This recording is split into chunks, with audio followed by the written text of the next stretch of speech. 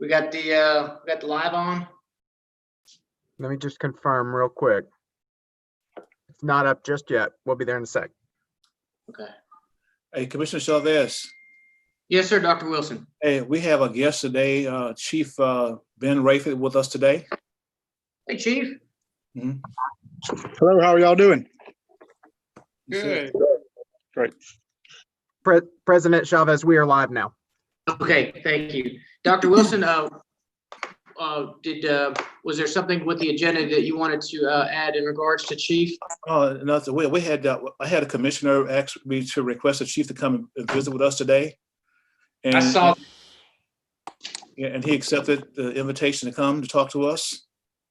Perfect. Yes. I see him at the. He's on the first visitor. Let's get through the formalities of this, and we'll get to Chief. I know he's got a lot of business to attend to.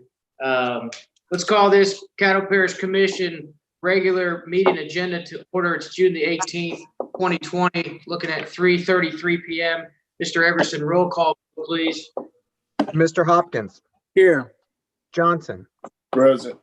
Jackson. Young. Here. Burrell. Here. Cawthorn. Present. Gage Watts. I think I saw her jump on just a second ago. Taliaferro. Yes, sir. Atkins. Here. Chavez. Here, sir. Lazarus. Here. And Epperson. Yeah. We have a quorum. Thank you, Mr. Everson. Commissioners, we're going to have our invocation today led by Commissioner Todd Hopkins, followed by Commissioner Ken Epperson. Would you bow your heads, please? Dear Heavenly Father, thank you for this day. Thank you for letting us gather as a body to do business for this parish. Dear Lord, be with us as we go through each item, whether we agree or disagree. Give us restraint of tongue, give us love, and give us understanding as we go through each issue. Bless the citizens of this parish, this state, and this great nation. This we ask in Jesus Christ's name. Amen. Amen. I don't see. Do I see the flag is crystalline today? Okay, if not, I would ask that all would stand and we would do the Pledge of Allegiance. And before the pledge, there's never been a time in my life that I have seen so much division and turmoil and discourse in our nation. Oftentimes, we just take the pledge as being cavalier, but let's really listen to the meaning and interpret and understand the significance of our Pledge of Allegiance. All military and veterans render the standard hand to brow salute. All others, hand across your heart. I pledge allegiance to the flag of the United States of America and to the republic for which it stands, one nation, under God, with liberty and justice for all. Thank you.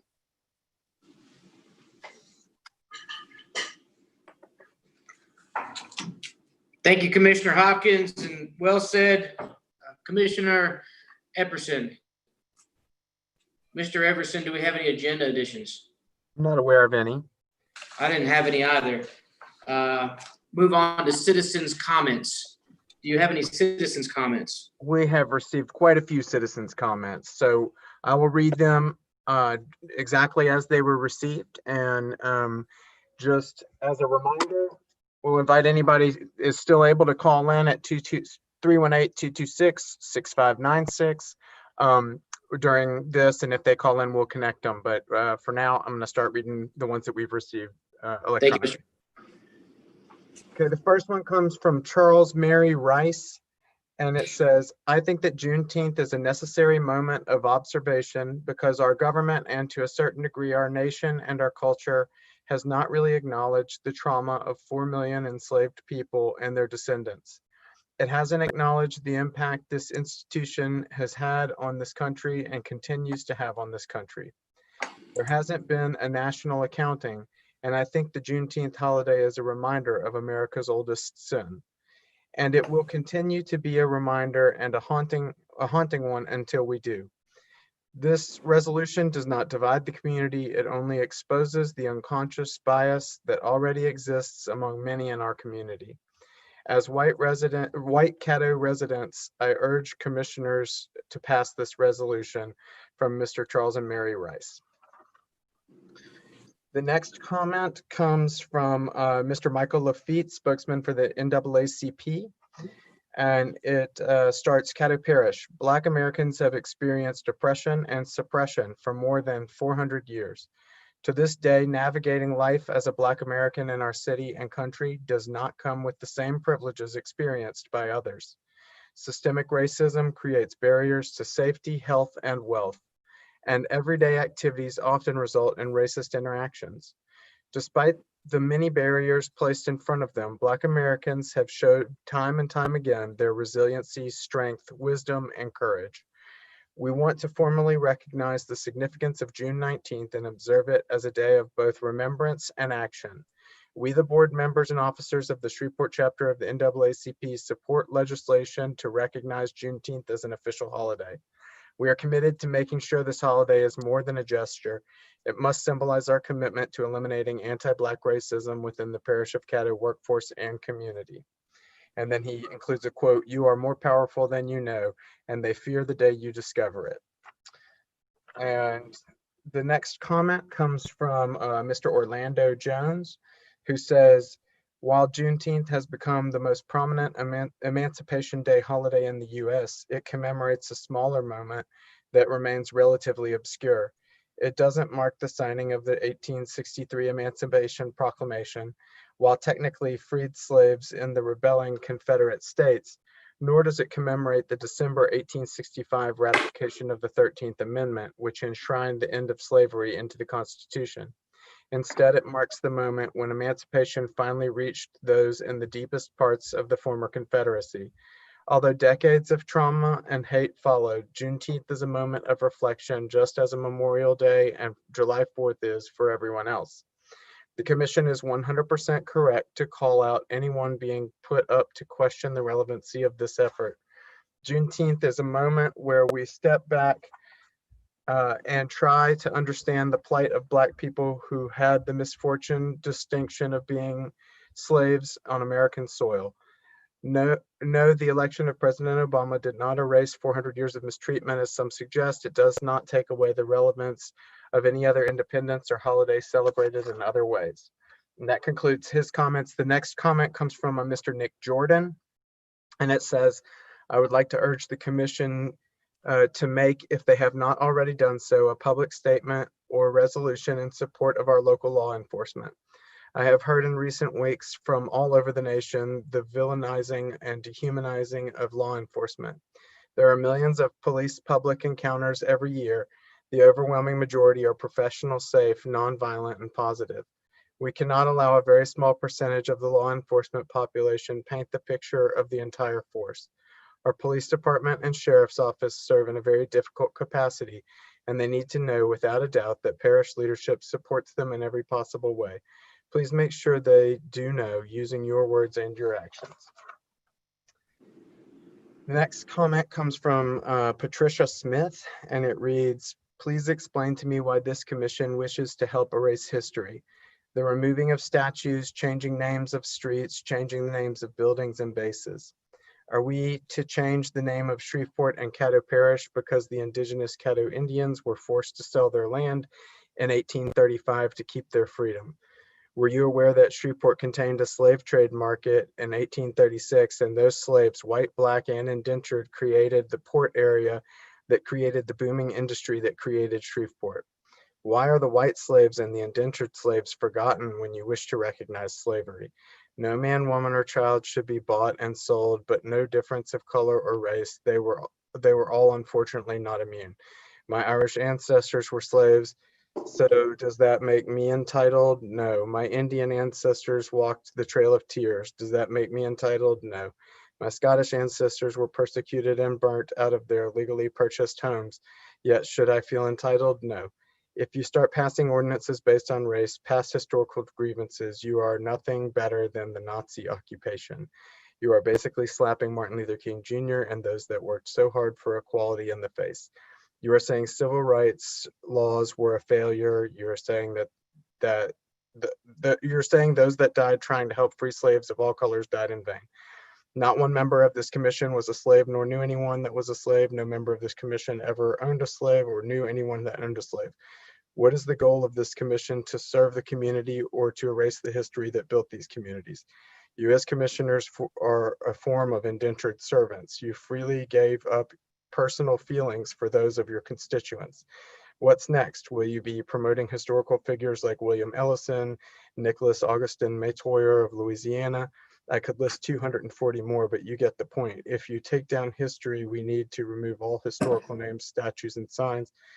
This means all historical remembrances. White privilege is nothing more than a racist phrase used against people of light skin to justify violence and disdain. I have worked my entire life, so if you know where to find it, let me know.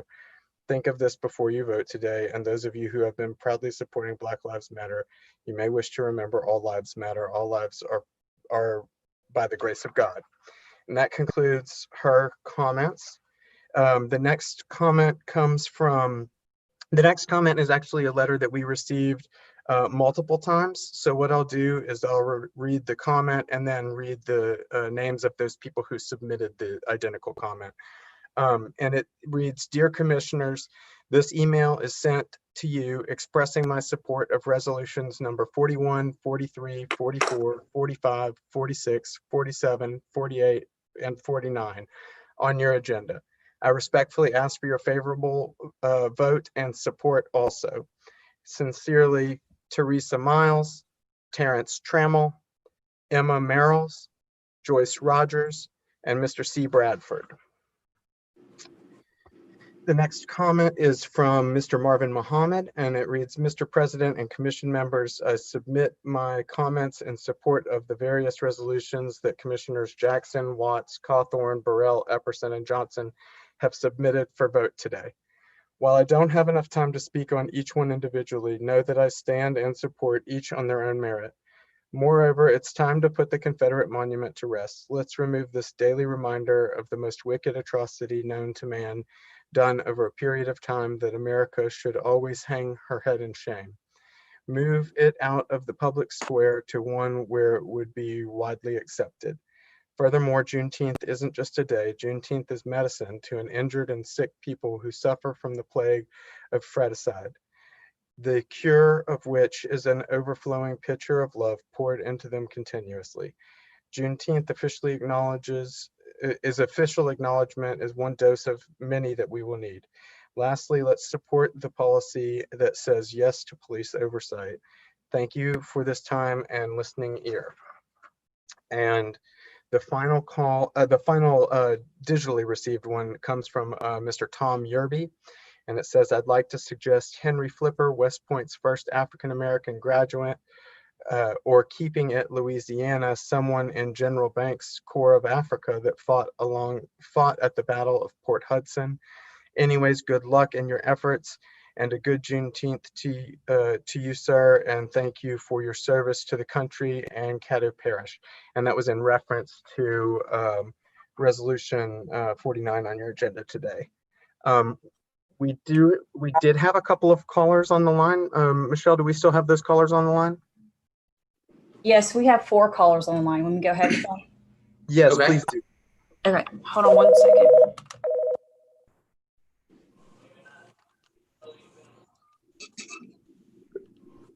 Mr. Michael, are you on the phone? Okay, hold on 1 second. I'm gonna put you on speaker, and then you have 3 minutes, okay? You can go ahead, sir. Hi, good evening, Commissioner. This is Michael Williams, 2100 Carver Place, Shreveport, Louisiana. As the chairman and other members on the commission, I was asked to call regarding the symbol that's been for the courthouse many years. It's something that's long overdue with all the racial tension between the Democrats and Republicans, divided our nation and our own public policy. But I do believe that there's ever been a time in history where we can be one nation under God with liberty and justice for all by removing the symptoms and the symbolism of racism and hate. I don't have to rehearse and rehash the past with all the scars about my ancestors, African Americans who was fought during the Civil War. But I think it's very important that we try to have justice and equality for all citizens in our great country. And I think the symbol of the monument doesn't represent unity in America.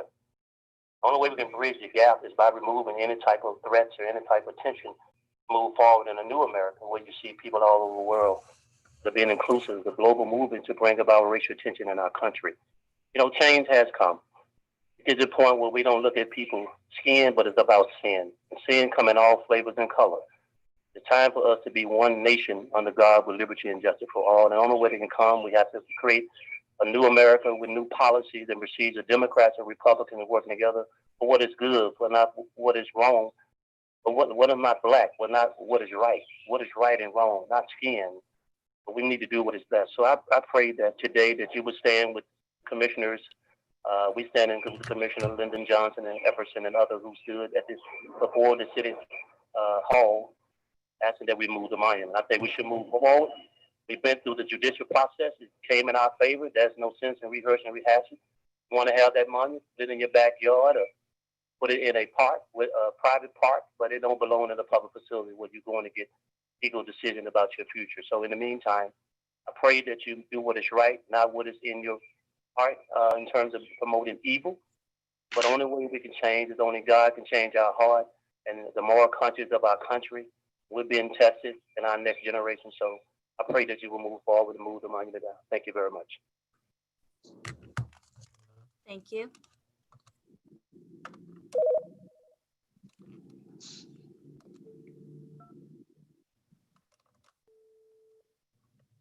Commissioners, if you'll just bear with us while we connect the next caller.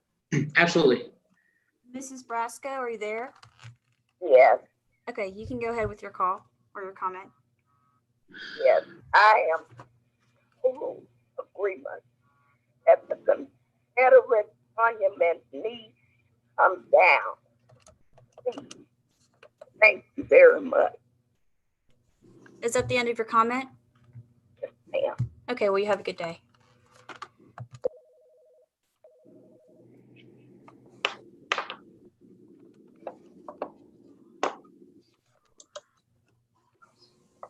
Mr. Lee, are you there? Yes, I'm here. Okay, you can go ahead with your comment. Yes, good evening.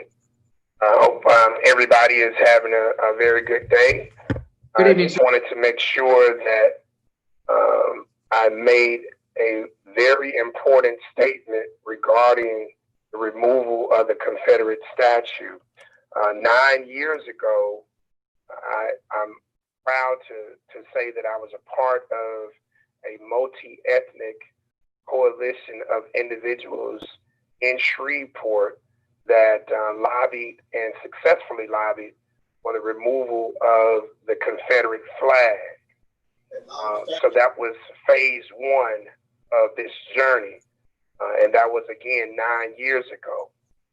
I'm also honored to have been on the advocacy team a few years ago as we successfully lobbied the Caddo Parish Commission to sponsor legislation to remove the statue. We have dealt with a lot of complete lies that the Daughters of the Confederacy stated in terms of them owning the property. And we found out, of course, all of that not to be the case. So I'm here to be very clear. The Confederate monument must come down. And I'm here on the Daughters of the Confederacy page, their actual website. And here's a statement that pretty much capsulizes where we're at with these individuals. And it says, "We are saddened that some people find anything connected with the Confederacy to be offensive. Our Confederate ancestors were and are Americans. We as an organization do not sit in judgment of them, nor do we impose the standards of the 19th century on Americans of the 21st century."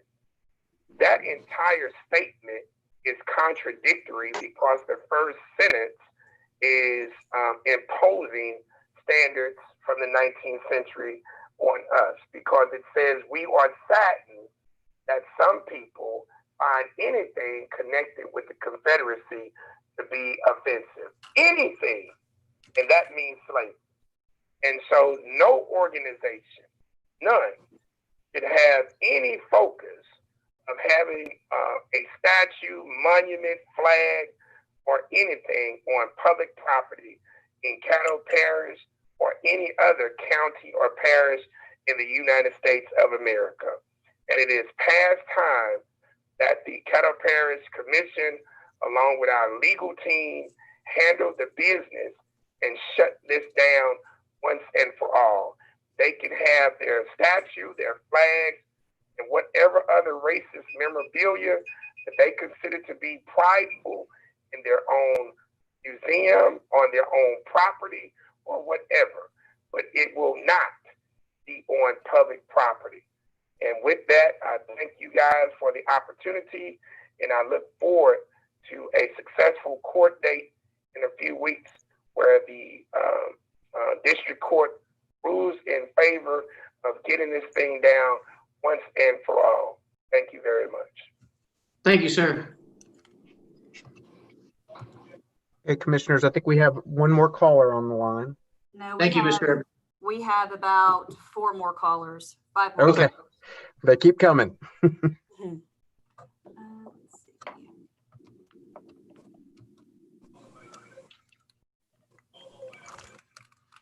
Hello, Miss Marshall.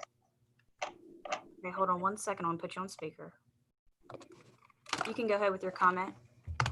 Hey, yes, ma'am. Who am I speaking to, please? The Caddo Parish Commission. Okay, so I'm speaking to the entire Caddo Parish Commission? Yes, ma'am. Okay, great. I would like to voice my complaint about the statue located downtown in front of the courthouse. I think it should be removed, and I think it should be removed as soon as possible. I do not like what it represents, and it does not stand for me. My name is Kimberly Crockett Marshall, and I would like to have it taken down, please. Okay, ma'am, does that conclude your comment? Yes, and do you all have any idea of where we at with this? Is there a problem? I thought it was already understood that this statue was supposed to come down, and I see that it has not. In the midst of all the other things that are going on, I think that you all would do better by taking it down before Freeports get all riled up, and I do not want to see that.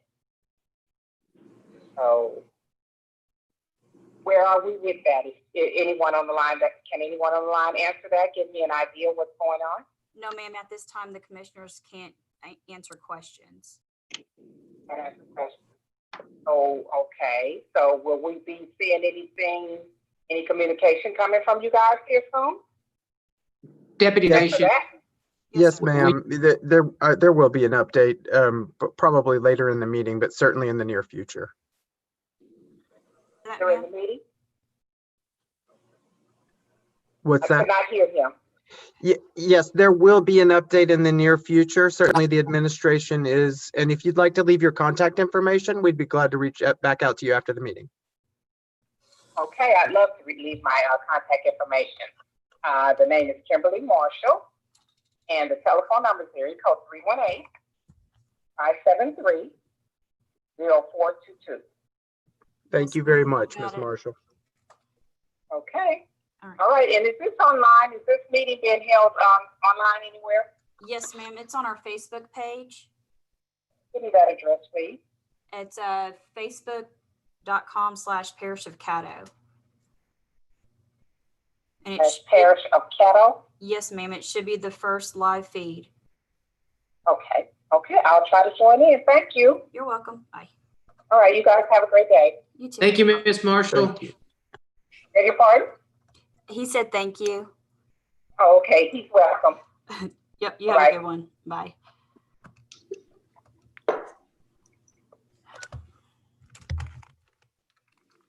Miss Tappy, are you there?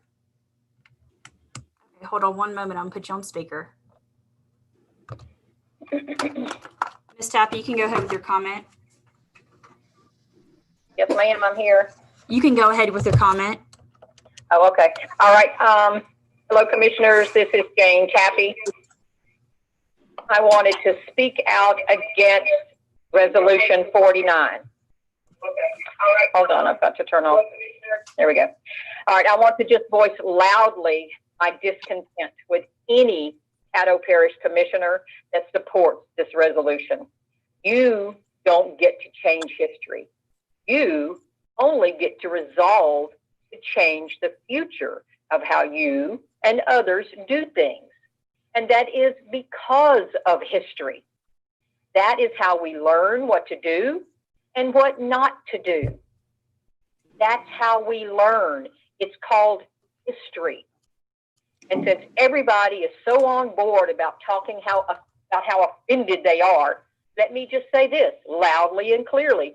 You offend me by even suggesting that we change the name of our military facilities and the Confederate symbols. Those are history. It's your job to be a part of a positive future. You can't change history by changing the names on statues and military bases. Just one example of just how this negativity is just backwards. And I am in no way saying I know all the facts or everything about Miss Jemima. I don't. But one of the first Black ladies that was given recognition for all that she did, all that she accomplished, and all that she was. And now folks want to take that away from her because somebody today got their little feelings hurt. They want to right some kind of wrong. Yeah, I haven't used it, but I do wrong for Miss Jemima. You're not. So now she doesn't get the recognition and the praise and the honor to do such a job well done because somebody got their feelings hurt. This is just one of many, many examples. So commissioners, it is your job. You only change history by listening to history, not erasing it, not trying to change the names that are already there. And lastly, of course, as you can probably tell by the rest of this message, I do not agree with removing the Confederate statue. It is history. Thank you, commissioners. Thank you, ma'am. Okay, thank you. Have a good one. Thank you.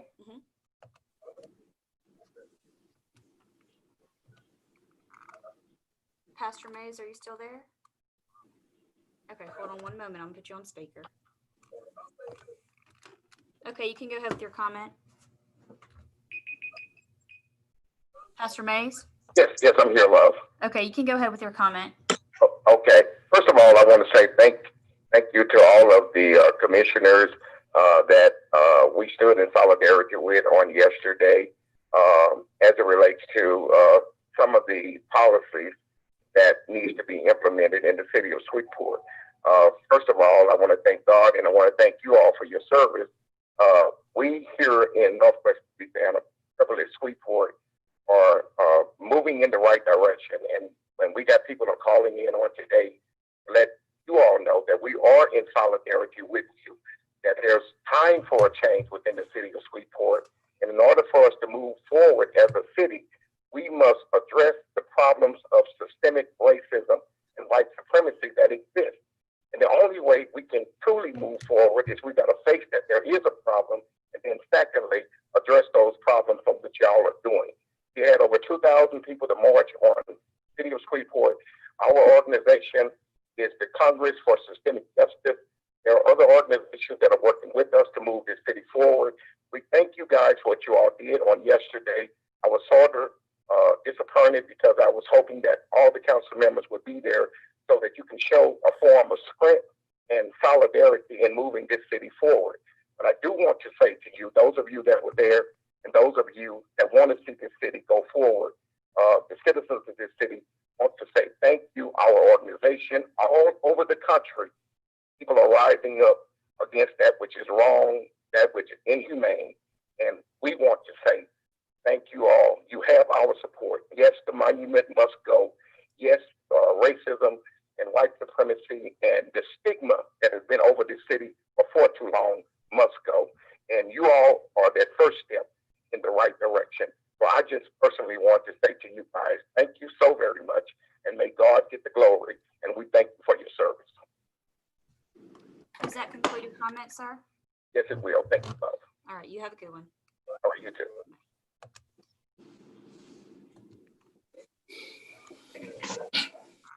Miss Sandra Carr, are you still there? Oh, Ken Brantley. Okay, hold on. Okay, hold on one moment. I'm gonna put you on speaker. Mr. Brantley, you can go ahead with your comment. Yes, my name is Kenneth Brantley. I live in Freeport. I'm in the Timberline subdivision. I wanted to call and express my concern that, well, first of all, let me thank the commissioners for the job that they do. You know, it's a task, but just want to just let you all know that many of us in the city do appreciate your service. But I do want to call in. This is my first time calling in, but I do want to let you all know that I am one that's voting that we to remove the Confederate statues. I was listening in on a comment that was made from the two callers prior before me, and one of the things she kept saying is people getting their feelings hurt. Well, there's more than just people's feelings hurt behind these Confederate positions. They want to suppress people, kill people, and demean people. And that's what those statues represent to a lot of us. And so we want to ask you all to strongly consider, less as the previous call prior to me, let's make a change. Let's start moving and forward to heal the hurts from the past. And I think this will be a start, will be a great start in the minds of many, that it will show that whites are starting to see how much we're being hurt, not just from the past, but even currently, as we're seeing in the media and all across the world and the country. But that's just my comment. I just want to let y'all know that I am one that's wanting to have those statues removed. Does that conclude your comment? Yes, ma'am. Okay. Or yes to everyone. Okay. Thank you. You have a good one. Thank y'all too. Bye-bye.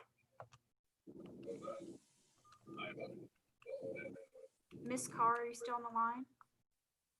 Okay, if you hold on one moment, I'll put you on speaker. You can go ahead with your comment. Hello, You can go ahead with your comment. I'm calling to request that the Confederate statue be removed from the Caddo Parish Courthouse.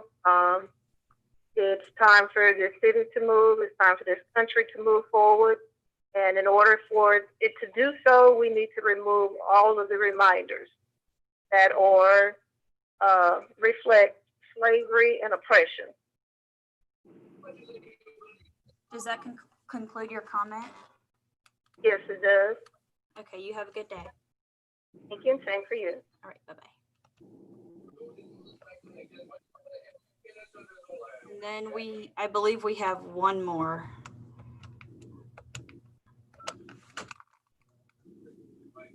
Hello, are you holding for a citizen's comment? For a citizen's comment? Okay, thank you, sorry about that. Okay, that concludes all of our citizens' comments. Okay. Thank you, Deputy Nation. Can they give the call-in number? That number is 318-226-6596. Okay. And can I have a point of clarification for the public? Sure. Just want to let the public know that we've already voted to move the Confederate monument, and we've already allocated up to $500,000 to help to move the monument from the courthouse. So all we really waiting on now is basically the judges to get through with their rendering on June 30th. That's all. Thanks, VP. I was actually under administration responses. I was going to see if Dr. Wilson would get the legal team to advise everybody on the status. But for the citizens that still want to call in, that call that number, we do have a late citizens comment. So if you're at work right now watching this and you do want to make a comment, please do call in. And at the end of our agenda, we will hear your comments. If you have something to do, you can email the clerk and they will read your comments at the end of our meeting as well. That concludes the citizen comments. We move on to visitors. Our first visitor is Shreveport Police Chief Ben Raymond, who has been on the line. Hey, Chief, thanks for coming here today.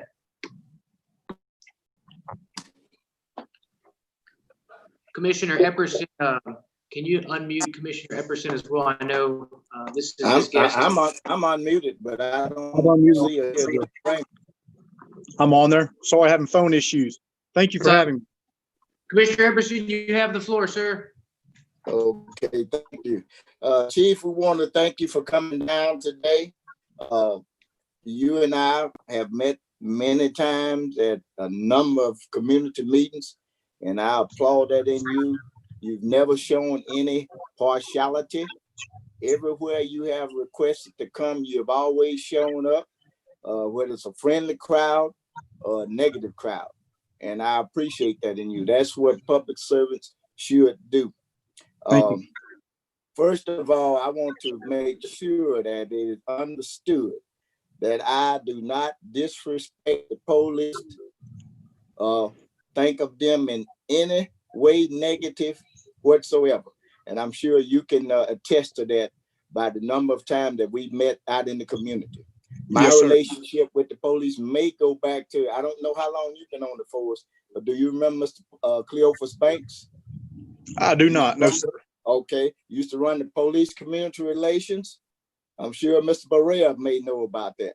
I have always worked hand in hand with the police, and I will continue to do so. Do we have problems? Will we have problems? Yes, we do. Yes, we will. Now and possibly in the future. But what we are doing today is what we are supposed to do. We are supposed to sit down and have an intelligent dialogue and see what the issues are and see if we can collectively resolve them. So I just have a thing that I've noticed lately. I think is there a police union or police association that the number of your police personnel have in place? Yes, sir. We actually have both. We have an association. The Shreveport Police Officer Association has approximately 400 plus members. We also have a police union that has over 100 members, which was recently formulated within the last 6 months. Right. I noticed that, and that was sort of, confusing to me. So, all right, you have two organizations, one with 400, one with 100. Do they have, do you all negotiate a contract as far as wages, as far as benefits, as far as the disciplinary process? No, so there's no basis in the city for there to be any contractual meetings between the city and the association or the union. Some cities in the state of Louisiana, as you probably know, do have such meetings. Both the association and the union are more so there to represent officers and they bring ideas to the administration, but they do not have any bargaining power. Okay, when you say represent officers, so in the event that an officer come under disciplinary action, does that association fall in and participate in that on behalf of that officer? Yes, so I'm gonna give you my best understanding because I don't represent the associations. They're separate entities from the police department, although they are made up of our employees. One of the association does provide representation at both the criminal and the administrative level. So before civil service board, and as I understand it, if an officer were to be charged criminally, if you're a member of the association, they pay associated legal fees. I believe the union has something similar in place, but theirs is not as they decide based on the factors, based on the merits of the case, as to whether or not they're going to represent the member based on the allegations. Okay.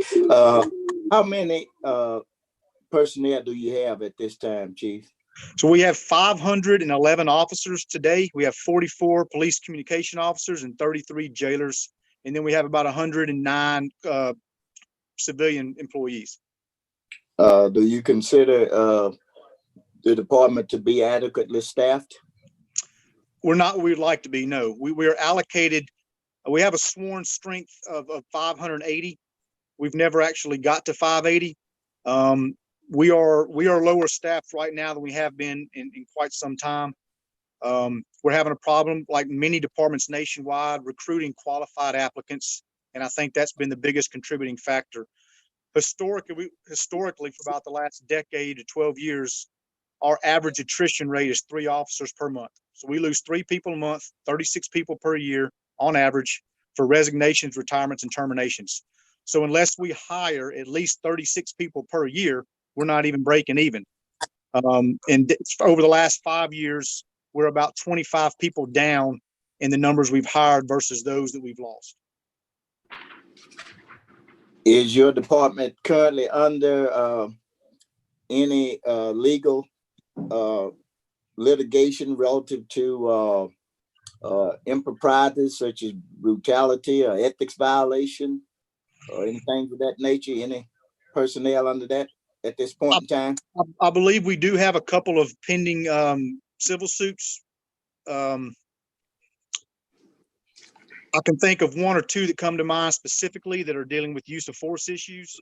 But to be honest with you, I believe that we've always got some pending suits, but I'm not intimately familiar with all of them. But I do know off the top of my head of a couple we are currently being litigated regarding use of force issues. Right. And I guess Dr. Wilson can chime in on this also. I think the commission had allocated some funding to help provide some vehicles for the SPD. Am I correct? Yes, Is that right, Mr. Wilson? Yes, sir. Okay, so I just want to make sure we got that out there so nobody wouldn't think that we have an adversarial relationship. We are all doing collaboratively what we can to make Caddo Parish. I keep hearing Shreveport, but Caddo Parish. Shreveport is the largest municipality in Caddo Parish. And my district is about 60-40, about 60% rural and about 40% urban. So therefore, we do have a relationship.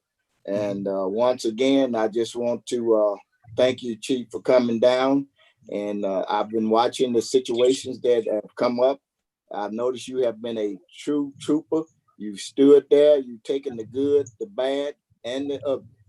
And you're still ready to sit down and to the table with all of us so we can collaboratively resolve all of these issues. What's good for Shreveport is good for Caddo Parish. Thank you, sir. That's all I have. Thank you. Thank you, Commissioner Epperson, for the visitor. I didn't know if any other commissioners wanted to speak to Chief Raymond. I didn't see anybody, but okay. Commissioner Atkins, Chief, before you take off, Commissioner Atkins, go ahead. Certainly.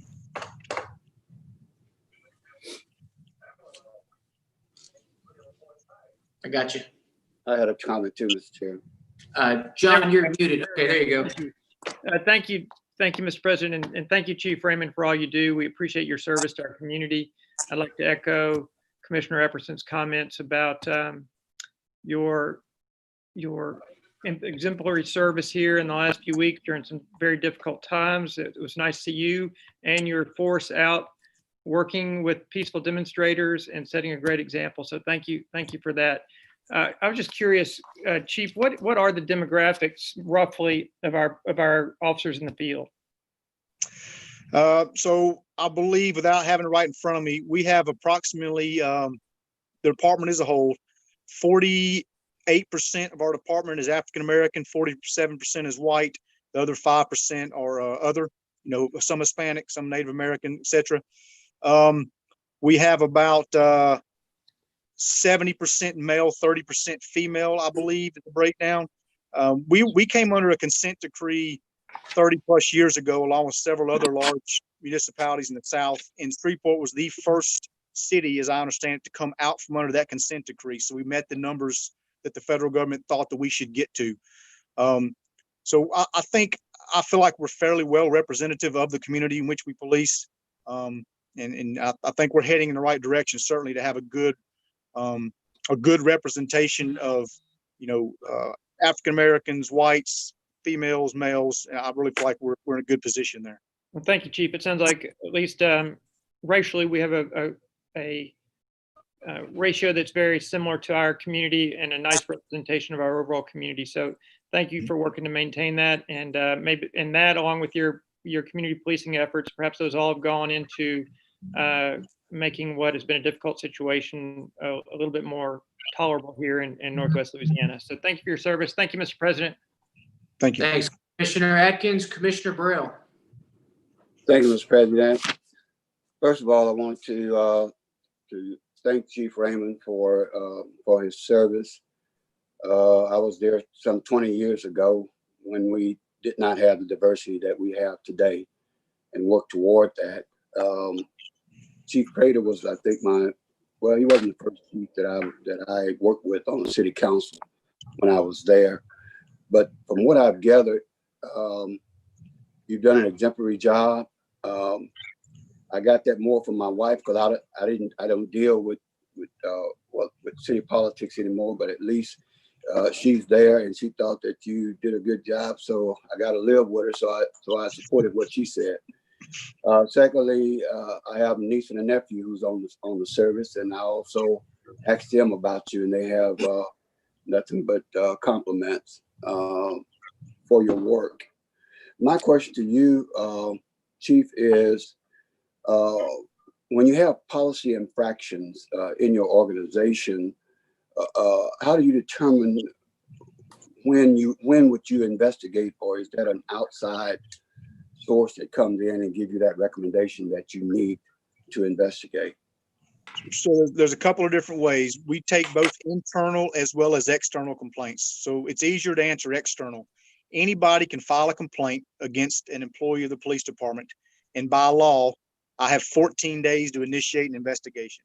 So if an outside source contacts our internal affairs division, which is located at a separate location from the police department by choice, so that we can encourage people to come forward, then we initiate an investigation. Internally, any police officer can also initiate an investigation. More often, that's done from a supervisory level against a subordinate who they believe violated one of our policies and procedures. And we initiate the investigation. We have an internal affairs bureau, which is staffed by supervisory level investigators, and they look at each case from an administrative perspective only.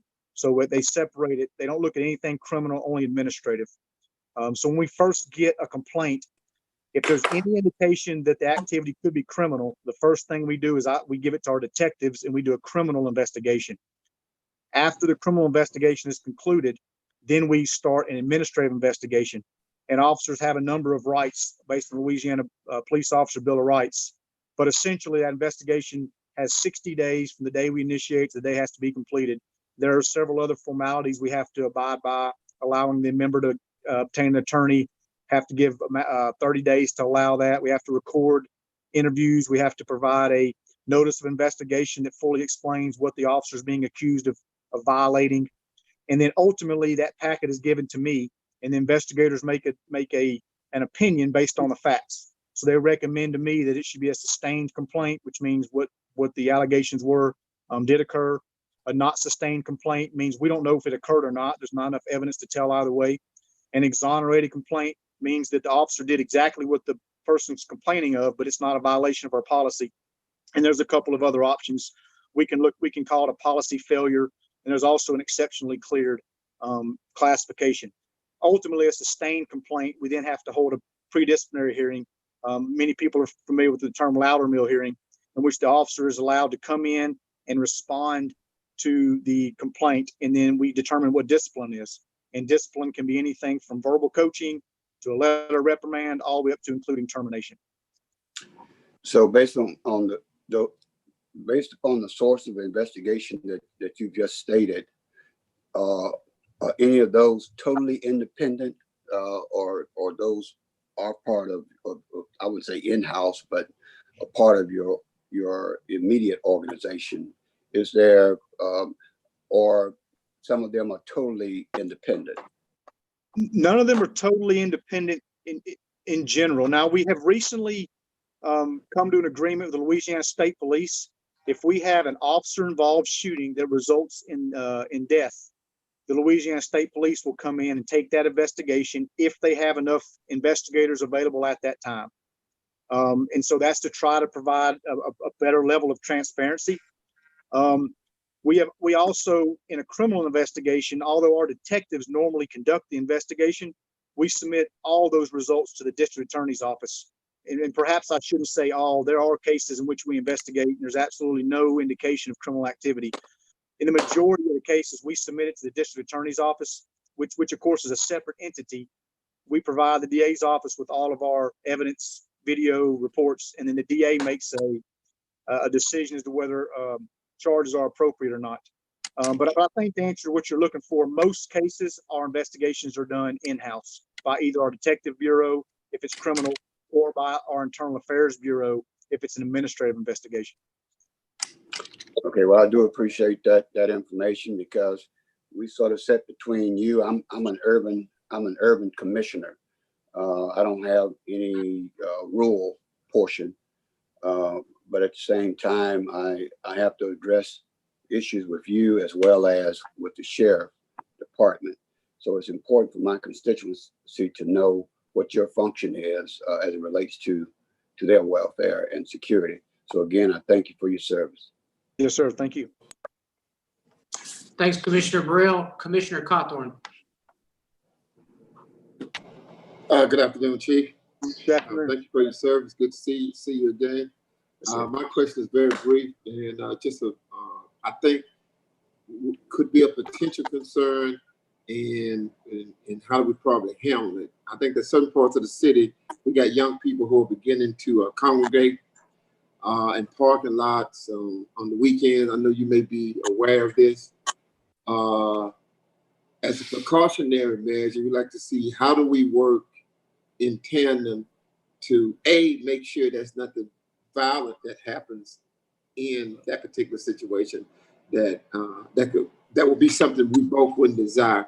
And secondly, whether or not you guys are already aware of the situation and have already began to implement things in place to address the situation. Yeah, so Commissioner Cawthorn had quite a bit of conversation. We call it the cruising op. My understanding, the young people have told us that that's an old person's, they don't call it cruising anymore. But this has been occurring for the 20 years that I've been in the department, and I'm sure it occurred before I got here. We have special operations we run. As a matter of fact, when I first got on this call, I was reading the op order for this weekend. We hire back additional officers to try to focus their efforts on mainly preventing violent crime when you have a large congregation of people, but also just to improve quality of life. When you have 300 to 400 to 500 vehicles clogging up intersections, it causes problems for everybody else that's trying to get through, trying to get gas, trying to get through a light. So we do our best to address it. I wish I knew what the answer was to solve the problem, because again, we've dealt with it for over 20 years. We've attempted in the past to set up areas where we could encourage people to congregate. They want to play loud music and hang out. Unfortunately, those events turn violent, and so it kind of backfired on us. That's the problem. If you have 300 or 400 people, all it takes is one bad apple to bring a firearm, start a fight, start destroying property, or start shooting a gun, and you kind of destroyed the concept for everybody else. So we're trying to come up with some better ideas. There's been a lot of suggestions, but we have not found an answer yet as to exactly how to reduce that problem with the large number of people involved in this cruising op. Okay, well, I got a group of about 4 or 5 mothers that have given me a phone call in the last couple of days, and I'm glad you was on this call today. So I guess offline, I'll see, can we kind of some of those people, see what their suggestions are, and see if we can collaborate offline. That'd be great. Yes, sir. All right, thank you. Yes, sir. Thanks, Commissioner. Commissioner Hopkins.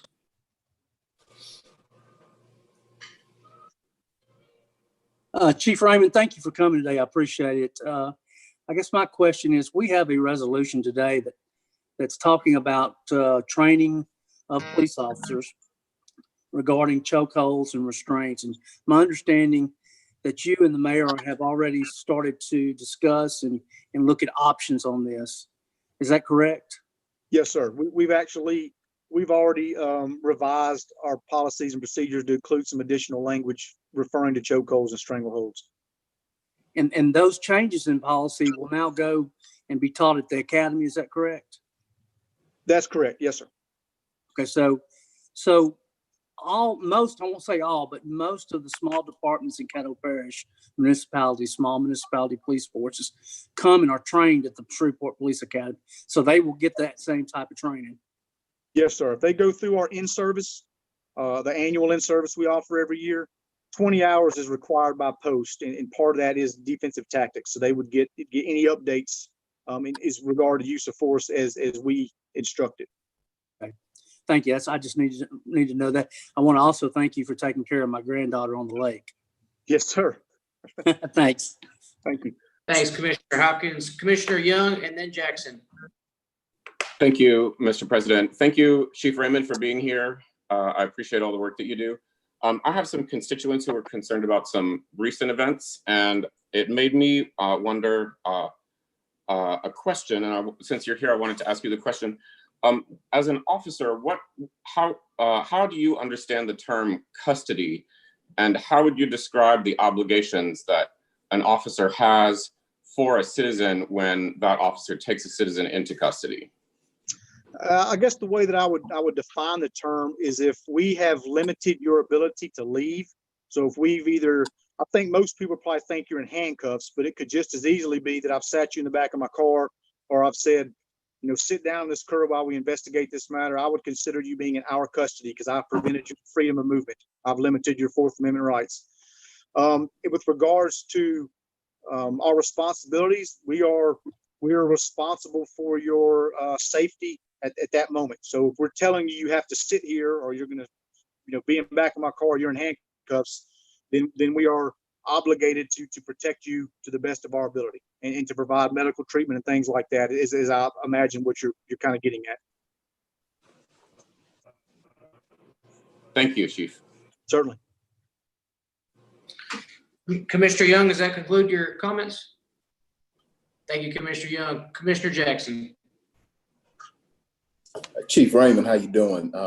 Thank you for coming on, and thank you for being very responsive as a chief. I know I've sent stuff over and you respond directly. I know we had the situation where y'all had an operation where people were riding the horses, and folks, we talked about the connotation that folks thought about that. So thank you for having an open mind. And I think that's what a lot of times is missing in law enforcement, particularly when we start talking about racial issues and pretty hot topic issues, is having an open mind. And you've shown that you have an open mind to those issues. So thank you for that. I wanted to correct one thing that you said, because Marvin Jabberjaws Williams and I know Theron Jackson wouldn't let this moment pass. He said that he tried to have those functions where people gather and violence breaks out at them, and they would correct us and say that the violence didn't break out at those events. They broke out by some knuckleheads after, across the street or down the street, and the news media associates it with those events. And so I know that's a challenge and difficulty that you had. So I did want to at least, hopefully clarify that for them, because I know they will go crazy. I think we're talking about the Super Safe Sunday, where the young man was shot and killed across the street or down the street or around the corner. And I know Councilman James Green was on the council at that time, Councilman Jackson. But my question is the issue of the civil service or citizens review. And if you're not comfortable, don't worry about it if you want to get off the line. But are you okay, or have you had any discussion about a citizens review board? Or what's your thoughts on a citizens review board outside of the state authorized civil service board? Yeah, so we had a lot of discussion about it. And I guess a couple of positions I would have to state. I think the intent of the Civil Service Board especially in Shreveport, and let me just kind of back up a little bit. Most civil service boards in the state have 5 members. I believe a couple may have 7. Shreveport is the only city that has 9. And in my understanding is, so my understanding is when Mayor Glover was in office, we increased it to 9. And the intent was to provide more citizen oversight of the police department. You have 2 police members, 2 fire members, and 5 civilians. 2 chosen by Southern University, 2 chosen by LSUS, and 1 is the direct appointment from the mayor. So there is an entity in place that provides for a citizen review board, if you will. Now, outside of that, I'm certainly open to conversation about citizen review boards, but I think you've really quickly hit the wall of they're not allowed based on statutes and civil service law. So we could have a review board where I've mentioned, the idea of we have citizens that come together and let's talk about an event that happened maybe at a national level. So let's talk about Atlanta, right? I don't have any influence in Atlanta. You don't have any influence in Atlanta that I'm aware of. Let's talk about what happened to it in Atlanta and say, okay, what if that were to happen in Shreveport? And then I could walk you through, this is how we would handle it. This is the investigative process. This is the rights the officers have. This is what you could expect me to release publicly and what you could expect me not to be able to say publicly and why. And we're talking where nobody should get really offended because we're talking about people we don't know in a city that we don't have any input in, that would help set up the understanding of what you can expect in Shreveport if and when you have a similar incident here. I'm all for that. Where you really start skewing that line of legal, illegal, violating rights, not violating rights, is when you talk about something that occurred in Shreveport, because there are so many federal statutes, state statutes, civil service law, civil service rules, general orders that come into effect when we're talking about something that occurred locally. Even if it's something that occurred locally years ago, if there's pending criminal litigation, pending civil litigation, if we took administrative actions against an employee, we could violate somebody's rights inadvertently and destroy something that happened. So, you got to be real careful as far as what does that citizen review board do? What is their authority? And by law, they really don't have any authority to implement change. I think the benefit would be just to have the conversation. I have the ability to make changes, right? The Civil Service Board has the ability to make changes. So they would have to be limited to making suggestions, and then me being able to say, you know what, that's a really good suggestion. Haven't thought about that. Let's look at going forward with that. Last question, body cameras. How close are y'all to doing that? Is there a need for assistance? What would you say on the body cameras issues? And I know that there's a theme out there that even if you got body cameras, that doesn't necessarily mean you'll get a charge or a conviction, but just wanted to see what your thoughts were as the leader of the organization. Yeah, so I think we'll get body cameras at this point. It's been an unfunded need in our budget for at least the 3 years that I've been involved in the budget. I really think that the conversation here locally, you can talk about good and bad, but one positive thing that will come from this is I think we'll get body cameras. We've reached out to look what grants are available. We've also reached out to several companies. We've got some quotes now. We've got some private organizations that have said, hey, I'd like to contribute some dollars. And we've got an entire city council that's ready to move funding around to make it happen. So I feel very comfortable that we're going to have body cameras within the near future. Okay. All right. Thank you, Chief. Appreciate your service. Appreciate everybody who wears the badge service. Thank you. Mr. President.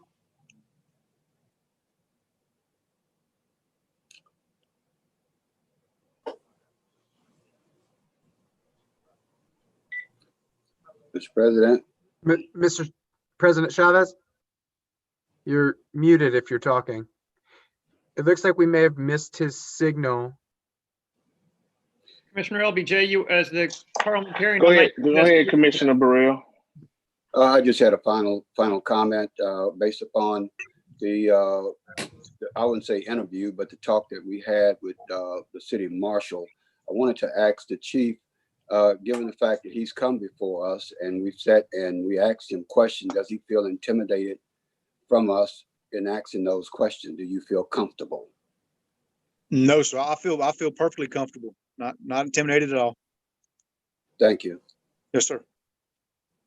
Okay, Commissioner John Atkins. Thank you, Commissioner Johnson. Chief, you mentioned you and Commissioner Jackson mentioned the Civil Service Board. I actually served on that board for a number of years before the commission, but there's many people out there in our audience that don't understand the role of the Civil Service Board and the influence over that the Civil Service Board has over your decisions. Would you just take a moment to brief everybody on the role of the Civil Service Board and the interaction between the chief and the Civil Service Board? Yes, sir, and I'll do my best. So the Civil Service Board is there to assist in the appointing authority, being the police chief or the fire chief, in how they run the organization, the fire police departments. They're there to assist in personnel matters, disciplinary matters. Primarily where I think you see it is when if we sustain a complaint against an officer and they receive some form of discipline, that officer can file can take that matter to the Civil Service Board. They have 15 days to file a complaint. It's basically like filing an appeal in the criminal court. And the Civil Service Board will come in, and they're under the same obligation that I am. They have to complete an investigation when requested as well. And they will call in, witnesses, myself, whoever made the decisions to discipline. They'll talk to the affected officer, and the board will basically review, did we act appropriately? And if we did not, then they have the ability to overturn our decision. They can either completely overturn the classification of it being a sustained complaint, or they can just simply reduce discipline. Theoretically, they could determine that the discipline was not severe enough, and they could increase the discipline. So they have a lot of oversight as to the internal administrative process within the police and the fire department. Thank you, Chief. I think it's important for all of us to understand that. Thank you very much. Certainly. Thanks, Commissioner Atkins. Commissioner Brill, I saw you on the board. Did you want to speak? He already did. Okay. I'm sorry, guys. I don't know what happened. I had some technical difficulties. Chief, while I got you on the phone, we have an agenda item later on in our agenda. It's a resolution urging and requesting law enforcement agencies and heads of governing bodies with Caddo Parish to retrain officers regarding chokeholds and restraints, and to otherwise provide respect thereto. I wanted to get your opinion on it. I'm not law enforcement, and I talked to I heard Jim, former police officer Talaferro, give his rendition of this. I've done some research over the last week, and he was stating that, and from the research, police don't do chokeholds that restrict the airway. They do something, and this was the first time I'd ever heard this technique. It's called lateral vascular neck restraints, or LVNR. So we have to vote on this later, but my reservation with this is, as a former soldier, I looked at this scenario similar to that of a weapon. I understand that in the wrong hands, this can be used for bad. However, if a police officer has nothing left, if the bullets are out, if the taser's out of batteries, if this is their last line of defense to save their life, if they're on the ground and they're getting hit by an assailant, I don't know law enforcement. So my question to you is, if not this LVNR, then what other tool do they have in their toolbox to save themselves? So let me respond first to the whole chokehold, stranglehold, and the LVNR. When I came in the department 20 years ago, we were taught the lateral vascular neck restraint. And at that point, it was not considered a lethal force tactic. At some point over the last 10 to 15 years, it has been taught by our agency for at least a decade that you do not utilize a lateral vascular neck restraint, a chokehold, or stranglehold, except in the instance in which you are in a lethal force situation. So we do have defensive tactics where if you're choking me, I think we could agree that if a police officer choking a person is considered lethal force, then a person choking a police officer is also considered lethal force. So we do have some defensive tactics where if you're choking me, I can perform a reverse chokehold to get out of it. It doesn't mean I'm going to kill you, but it does mean that I'm not going to allow you to continue to possibly kill me. So what we wrote into our policy, and this is just, would be my recommendation. I hope nobody is offended by that. All physical, and I'm reading to you from our policy. All physical restraint maneuvers on the neck and head area and any other physical act that restricts the flow of blood or oxygen to the brain are prohibited, except when lethal force is authorized and the member is acting in defense of his or her life or that of another. So I would not be a proponent of saying you cannot use it. I would be a proponent of saying you can't use it unless you're in a lethal force situation. But again, if somebody's trying to choke me, then I'm in a lethal force situation. I think that's kind of where you have to, in my opinion, that's where we draw the line. Right. Thank you, Chief. I reached out. Marshall Caldwell was here on Monday in the same seat as you are. And we asked him a lot of different questions. And offline, I talked to Marshall Caldwell, and he said that the way that they handle situations is when the force is applied and the resistance stops, the force stops. But that they need to utilize those tools in order for themselves and for their safety. So I wanted to get a clear definition on that. I'm not law enforcement, so I don't know how you guys do your job. And lastly, as a legislator, I would hate to do something that would put your life in danger simultaneously. So I have to get every aspect of what's going on and what we're going to vote on. So thank you for that information. Certainly. I see Commissioner Burrell, you're back on the board. Did you want to speak again? I had posed a question to Commissioner Teleferio at the work session that we weren't able to resolve, and maybe Chief can comment on it. I asked him, is there a level, different levels of restraint that a police is trained to go through before they use the lethal chokehold?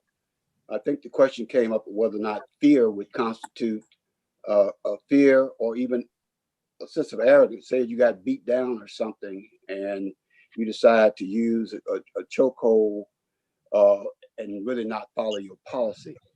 Is there different levels of restraint that they go through before they get to that point of using that lethal chokehold? No, sir. And use of force has changed again quite a bit in my 20 years, but we used to have what's called a use of force continuum. And the way the continuum was set up is you started at the lower level of force and you were kind of encouraged to go through different levels. So it started with the first level of force is actually being on scene. You know, the fact that I'm there in uniform is a level of force. And then it moved into verbal commands, then it moved into pressure points, and then ultimately to hard, empty hand, less lethal, etc. The problem with that is sometimes, so if I show up on a scene and the guy's shooting at me with a gun, I can't be expected to try to talk him down and then to try to use a pressure point and then to try to mace him, right? So because I'll probably be killed before I get to lethal force. So the force continuum was done away with. Then we went to a forced wheel. And a forced wheel, you can imagine it was basically an officer in the middle, and you have all these different options, and you can go to whatever option you need, right? And it included, again, officer presence, verbal commands, pressure points, hard empty hand tactics, less lethal. Now we've gone to, it's basically a use of force option model. And the standard is whatever technique you use has to be objectively reasonable based on the facts and circumstances that the officer has. So we're not telling you that you have to go in a particular order. So for example, if I get in a foot pursuit with somebody, right? Let's just say I pull up an intersection and the suspect sees me and they throw a gun, all right? And then they start running. Well, I'm going to assume that that was an illegal weapon, or they just committed a crime, or they're about to commit a crime. And so I'm going to give chase. And I catch that suspect and we get in a fight and the suspect immediately puts me in a headlock. Well, as I just explained to Commissioner Chavez, that's a lethal force encounter now, because if I continue to stay in the headlock, a person could kill me, choke me out. They could knock me unconscious, take my gun and kill me. So I might use a chokehold at that moment to get out of that. Ultimately, if I can't get out, I could pull my gun and shoot that individual to save my life. But I just skipped all kinds of steps that in an ideal situation I would have used, right? So had it not gone so quickly, I could have tried maybe discussing the de-escalation techniques. I maybe could have tried pressure points. I could have tried mace. I could have tried a taser. But based on the suspect's actions, we went straight from 0 to 10. Went straight from a foot pursuit to my life's in danger now. And so we know what I'm hearing you say that there are levels of restraint. Sometimes you have to go from A to Z based on the situation. Correct. But you do train at different levels to restrain them without just automatically going to lethal No, sir. We want you to use the lowest level of force necessary in order to take the suspect into custody. Okay, thank you. Yes, sir. Thank you, Mr. President. Thanks, Commissioner Burrell and Vice President. And I also want to let you guys know we have the law school chancellor waiting on the line to speak as well. Vice President Johnson. Thank you, Chief. I basically wasn't gonna say nothing, but I started hearing questions that was taking it down a different path. When were the policies written for the police department before you made these changes? Well, we have a person, we have a supervisor assigned. We constantly amend our policies. So use of force is amended quite often because things change. I don't remember. So like looking at the use of force policy, we just amended it on June 11th. The prior amendment looks like it may have been on July 29th, 2016. Okay, so my question is, with the original policy written, and then you have new technology that comes out, like tasers, like mace that came out, that policy still stayed intact on top of the new technology. No, we change our policies. We would change it often. So what I'm saying is the restraint of the chokehold stayed in the policy, even though you had some new technology that came out, like pepper mace came out, and then lasers, the tasers came out. So even with the tasers, where the officer doesn't have to get real close, it still stayed in because you still could have a real close contact. Right. With the individual. So to clarify, we didn't have language specific to chokehold and stranglehold until June 11th. That was what we amended. Okay.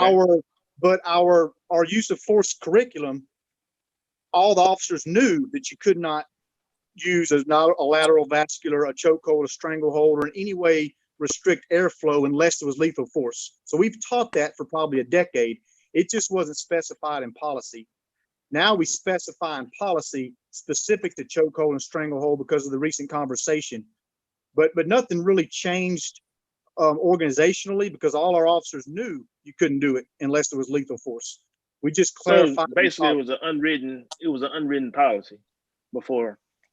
Yeah, it was trained to bone, but it wasn't written as a policy. Exactly. Okay. Yes, sir. All right.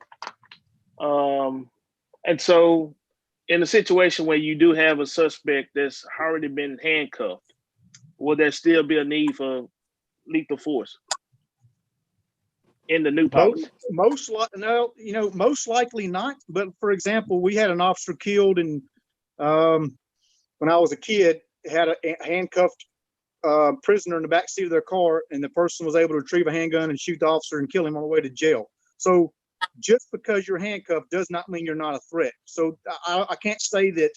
I don't want to say you can't use force against a handcuffed prisoner because that's not accurate. But it should be certainly a less amount of force than you would expect against a person who is not handcuffed. But so it wouldn't take multiple officers to restrain that person if they are in handcuffs, like 4 or 5, maybe 6. Probably not, unless there's a really large person they're kicking or they've got a weapon or something. And again, it's really hard to write in a policy every particular circumstance.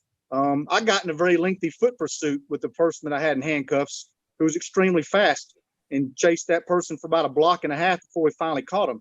Now there was no force used beyond basically pushing him down to the ground, but still, the person was in custody, and you would think that this is over with until they take off running. So there are certainly levels of force that might still be justified, even though a person is in handcuffs.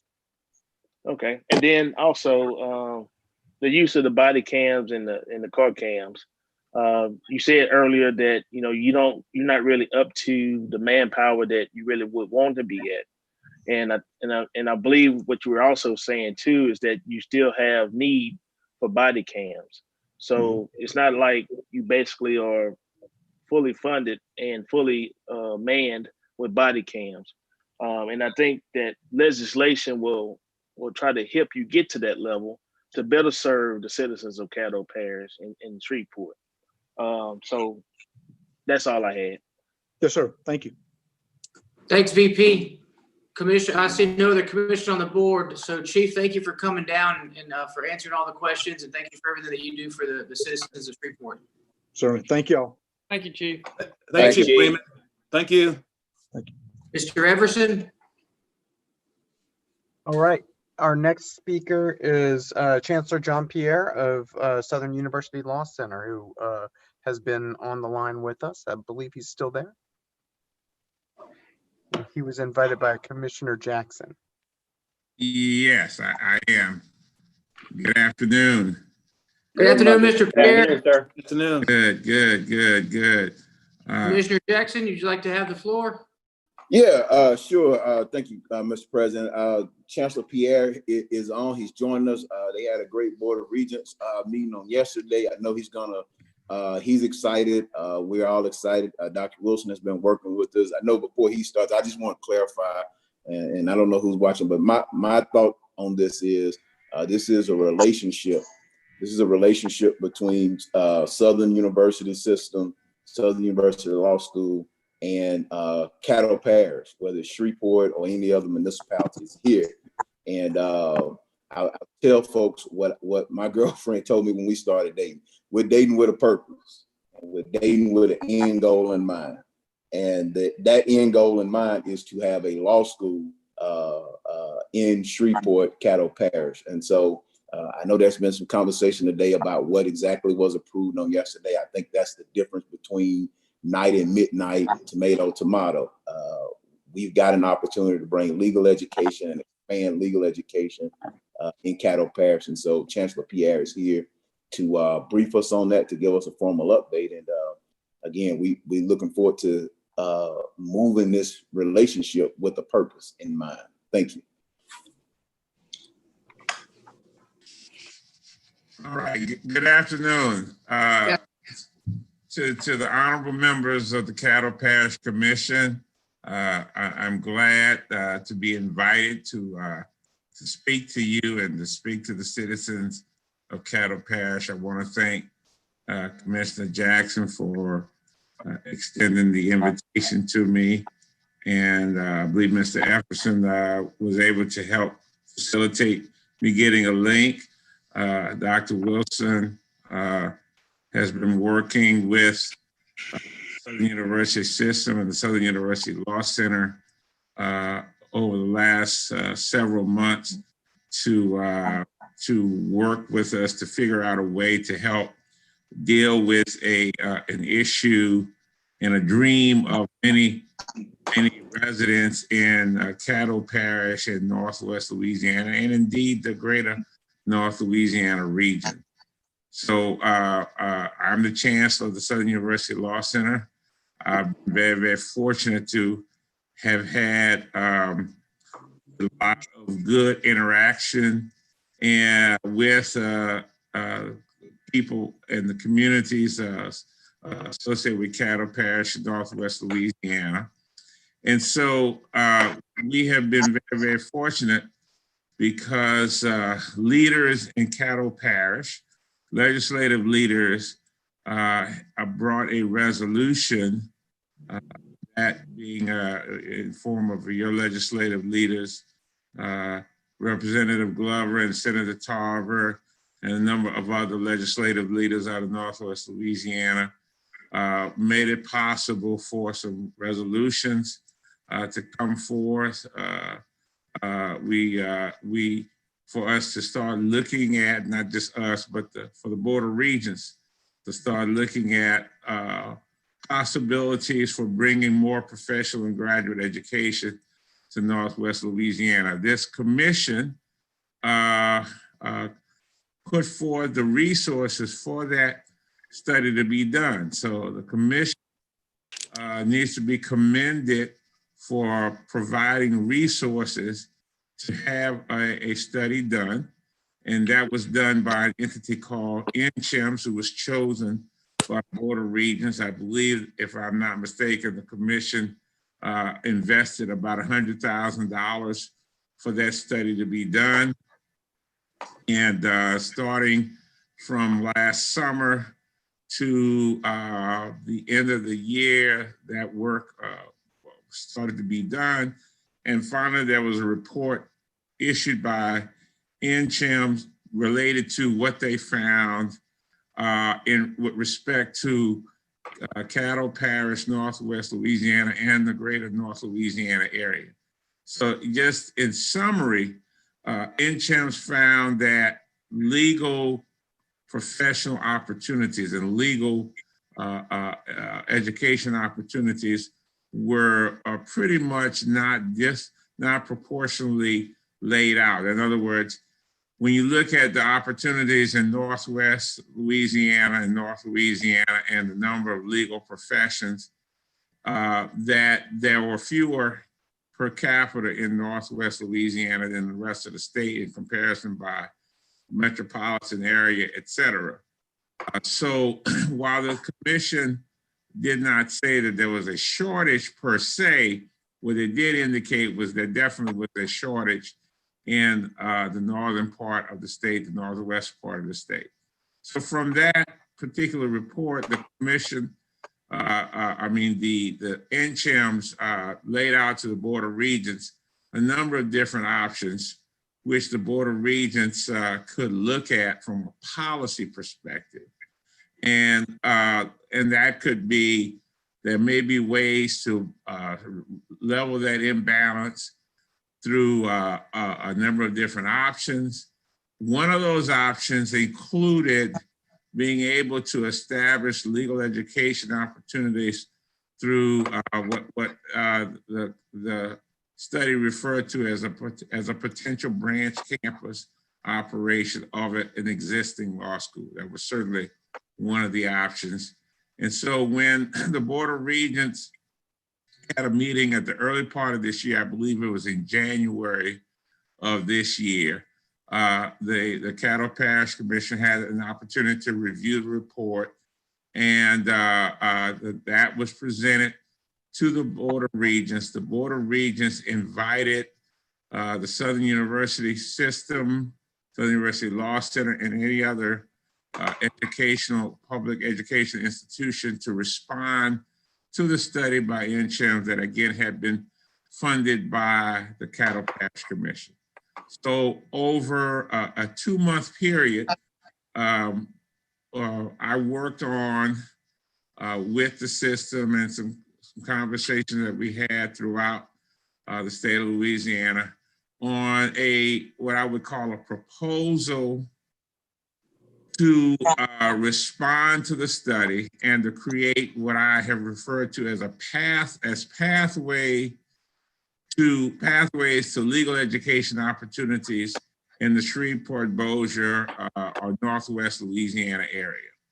So that is what was presented first to our Board of Supervisors. It was presented to the Board of Regents for discussion, review. It was also presented to the Caddo Parish Commission just for purposes of digesting the thoughts that I had laid out after reviewing a number of different standards of accreditation by the American Bar Association, the Southern Association of Schools, Colleges, College of Commissions, and just relevant Board of Regents policies, and a number of different policies that regulate higher education, including obviously stated desires and needs for higher education in Northwest Louisiana.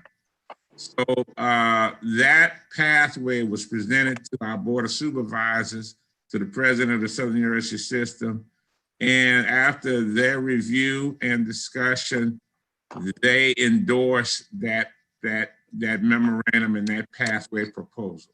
It was presented to the Board of Regents, and the Board of Regents, after staff discussion, decided to put it on the agenda for yesterday, which was June 17th, and recommendations were made with respect to how the Board of Regents would proceed. The actual pathway document is publicly available, and I don't know if the commission has put it out there publicly, but it is publicly available. The Board of Regents put it out there. And we issued a news release, a press release today, where the document again is there for the review by the public. So to kind of give you the high level approach that we would have proposed, and at least we have an initial first step approval, is that if we want to effectively create legal education opportunities in Northwest Louisiana, we have to take steps that are logical, that are measured and are designed to create success. So the first part of those steps we have coined as a semester in Shreveport. That's the first basis of those steps.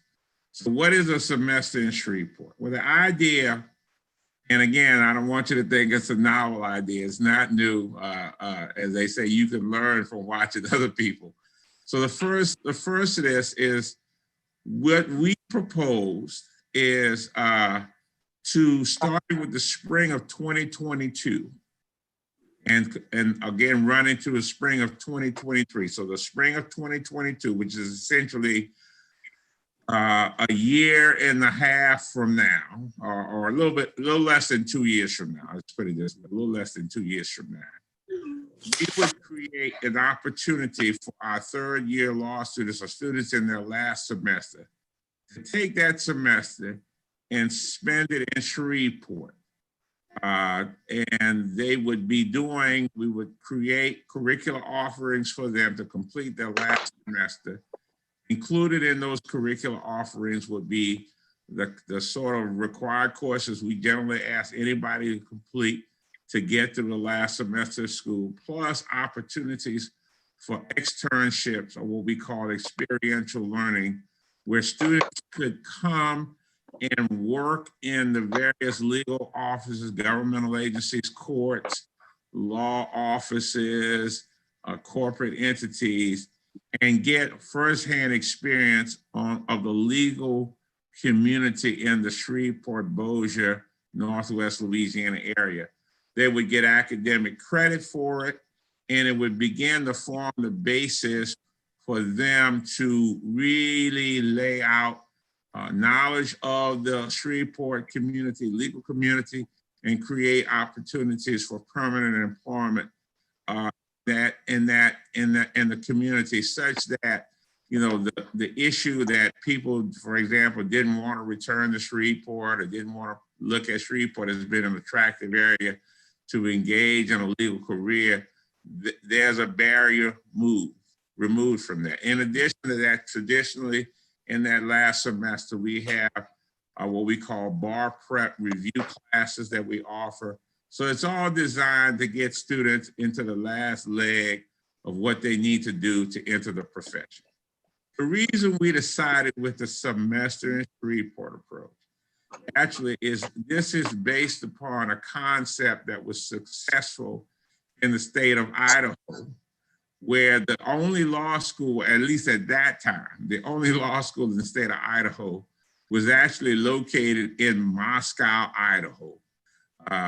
It's a small community, and the largest city in Idaho, Boise, did not at that time have a law school.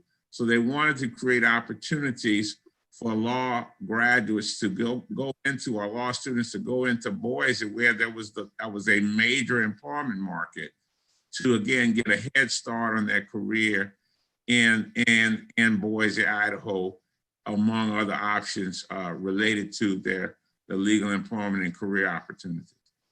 So we said, you know, that's a good way to start. And then we would have a pilot and a way for everyone to assess what's the feeling for this, what's the support for this, is this an effective way to begin to build that whole sense of community and collaboration between the Southern University Law Center and the Shreveport Bossier community. The piece that I think that's important is, at least with this approach, we would not have to begin the burdensome process of trying to get accredited for just that piece by the American Bar Association and the Southern Association of Colleges and Schools, because it would be a pilot program where we would learn a lot. We learn about what are the issues, what are the logistical problems, what are some of the things that we need to do, what level of facilities we really needed. How are we going to help people understand that this is a pathway to, again, creating the demand and or the enthusiasm for legal education in Shreveport? Because obviously, I'm going to be frank with you, there's some people who are doubters. So you have to be able to have what we call a proof of concept, okay? So that would be kind of the first step, and we would do that for the spring of 2022 and the spring of 2023. And I believe we can be successful, and if we are, then the next deal would be, let's try a year in Shreveport, where now law students are spending their last year in Shreveport. Again, building on the successes I hope that we will have with the semester in Shreveport, and we do that for an additional 2 years. Now, when we move to a year in Shreveport concept, now we start having to bring in the accreditors who are going to start asking some of the more difficult questions, and we've got a level of scrutiny now that we've got to deal with, that we have to walk through as professional legal educators in order to answer those questions. So that's kind of it. And then if we're successful there, then we can actually initiate a branch campus where we can now talk about a situation where someone can start legal education in Shreveport and end it in Shreveport, and exactly how that model looks. So that's kind of the general plan. And there's a lot of details with respect to what kind of commitment and resources and facilities. So let me tell you what I think are the advantages with this proposal, which I think, again, we got unanimous vote, although there were some folks who had reservations from the Board of Regents, but no one voted against it. And we had clearly unanimous vote for it with the Southern University Board of Supervisors. They were very well supported by a gentleman that you all know, Dr. Ray L. Belton, who was the chancellor of the Southern University Shreveport campus for a number of years. So the important assets that I think Shreveport has is this, and we have had discussions with Dr. Wilson and some of the members of the commission and other folks, is there is a building in downtown Shreveport that might be perfectly suited for what we need to do. It's called the Shreve Memorial Library, which I think if you're gonna have, you know, a situation where you're gonna have access to the courts and all the things that are part of the vibrant nature of Shreveport, being in downtown Shreveport is very, very important. Plus, you also have close proximity to even the legal community in Bossier City and other parts of the parish. Again, a good place to start. So we've got to talk about facilities. We've got to talk about technologies that now you have to put in place. The very nature of delivery of legal education is changing. And of course, the pandemic now has changed a lot of theory and thinking about how we deliver education across the board, higher education, legal education in particular. So, you know, there is an opportunity to do something that's transformative, but we have to be very intentional. We have to be deliberate. We have to think through this very well.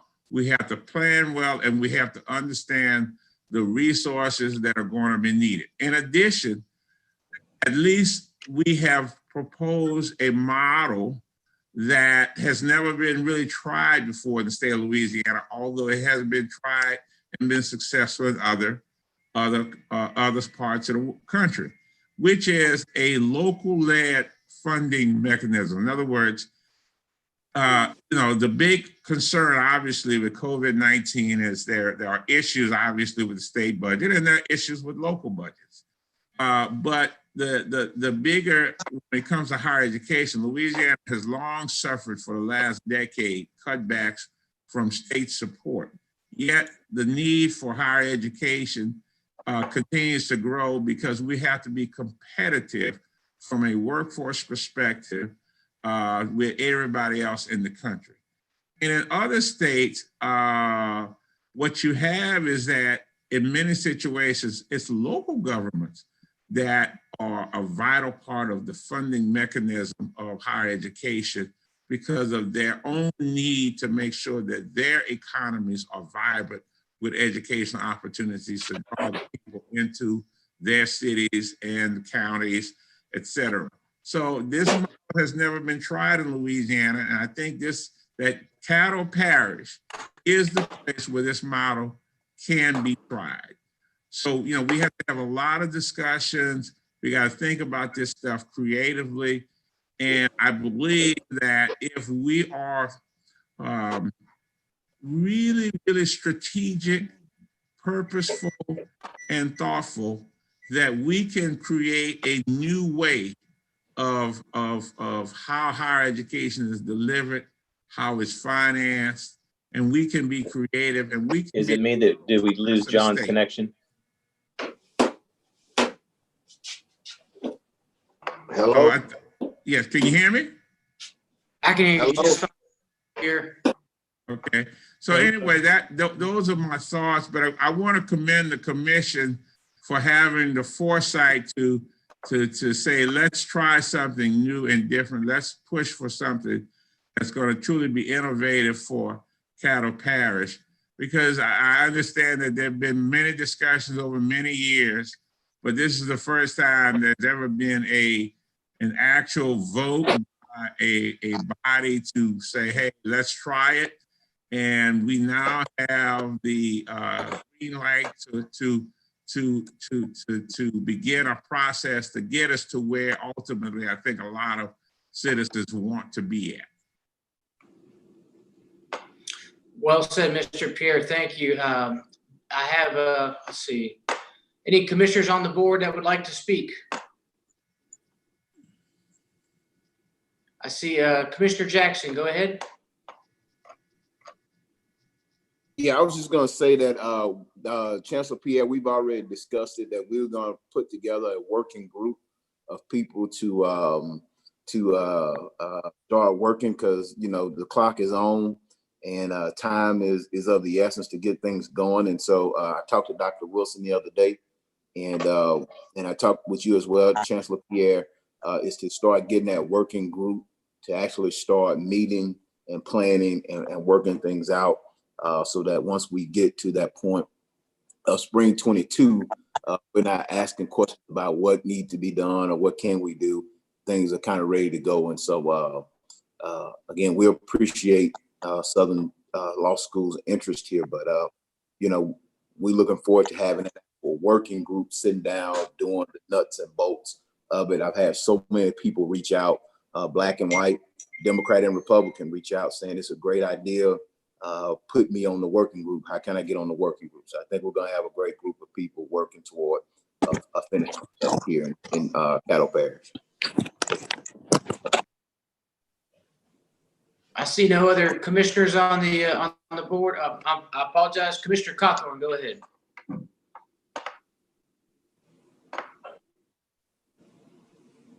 Yeah, good afternoon, Mr. Pierre. I want to thank you for your dissertation that you have laid before us, and it's always encouraging being in Northwest Louisiana, sometimes considered as the stepchildren of the state, to know that you guys are viewing something that we are doing as innovative and progressive, almost ahead of its time. And I am excited about the notion, the possibility of us having a law school here. And I may have missed a part of your presentation, the Zoom deal, but I did want to know initially, as the vision of the Board of Regents, is the program going to start off essentially as a full-time program and coordinated with a part-time program, or did you cover that portion? Well, we haven't gotten to that point. And again, and there's a purposeful reason why we haven't gotten to that point, is because we need to be able to look at what's happening in the market. Now, again, if you will go and read the proposal that I have laid out, at least from my perspective, if we could successfully get to that point 5 years from now, 5 years from 2022, I guess is really what we're talking about. Not 5 years from now, but 5 years from 2022. My suggestion is, at least based on what I know today, that the biggest kind of opportunity gap in legal education is the opportunity gap for individuals who are working professionals who want to access legal education but cannot afford to just quit their jobs to go full-time. That has been the prevalent model for legal education for many, many years. And it doesn't work for everybody. And we have experience here at the Southern University Law Center, because since 2004, we have successfully operated a part-time evening law school since 2004.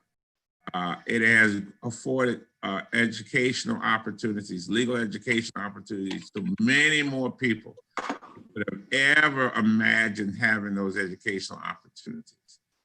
So that would just be my thinking point from that standpoint. Now, one thing that we have not yet fully appreciated is, what is the impact of, the growth in the community? Where would folks come from? Even the, what I call evening and weekend combination is another one that we could look at. Because I think what we don't want to happen is there are going to be detractors that are going to say, you creating a duplicate program somewhere else in the state, and you already have 4 law schools in the state that offer a traditional full-time program. So I think we have to be very innovative and think through this whole process. When we started the evening program at Southern University Law Center in Baton Rouge, there was only one school in the whole state of Louisiana that you could go to acquire a legal education during evening hours. It was Loyola? University. Loyola University. And then if you look at what I call the Gulf Coast region, the only other law school you could go to was South Texas College of Law in Houston. And then eventually SMU Law School reignited an old evening division program in Dallas. And I believe now either University of North Texas and Texas Wesleyan, or now Texas A&M Law School have those options. So you have a model that allows for us to evaluate and figure out what works. Because the great thing about Shreveport is right on Interstate 20, and you got some major advantages being right on Interstate 20 that I think would be very attractive to working professionals. So again, those are my thoughts, and that's based upon what I know today. 5 years from now, 6 years ago from now, that could all change. We could learn there's a whole nother model. So we have to anticipate what may happen in the future, but we also have to learn from our present and our past. Yeah, with the day's events, that's going to be very difficult. You never know what's happening these days. Yeah, Thank you very much. It's a day-by-day process. Yeah. Thank you very much. Thank you. Thanks, Commissioner Cawthorn. Mr. Pierre, I don't see any more commissioners on the board for any questions. So it looks like you're out of the hot seat. Thanks for coming down and visiting us today, and congratulations on all your hard work with Southern University Law School.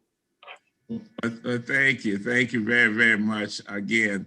And again, I want to thank the commission for again having the foresight to make this investment.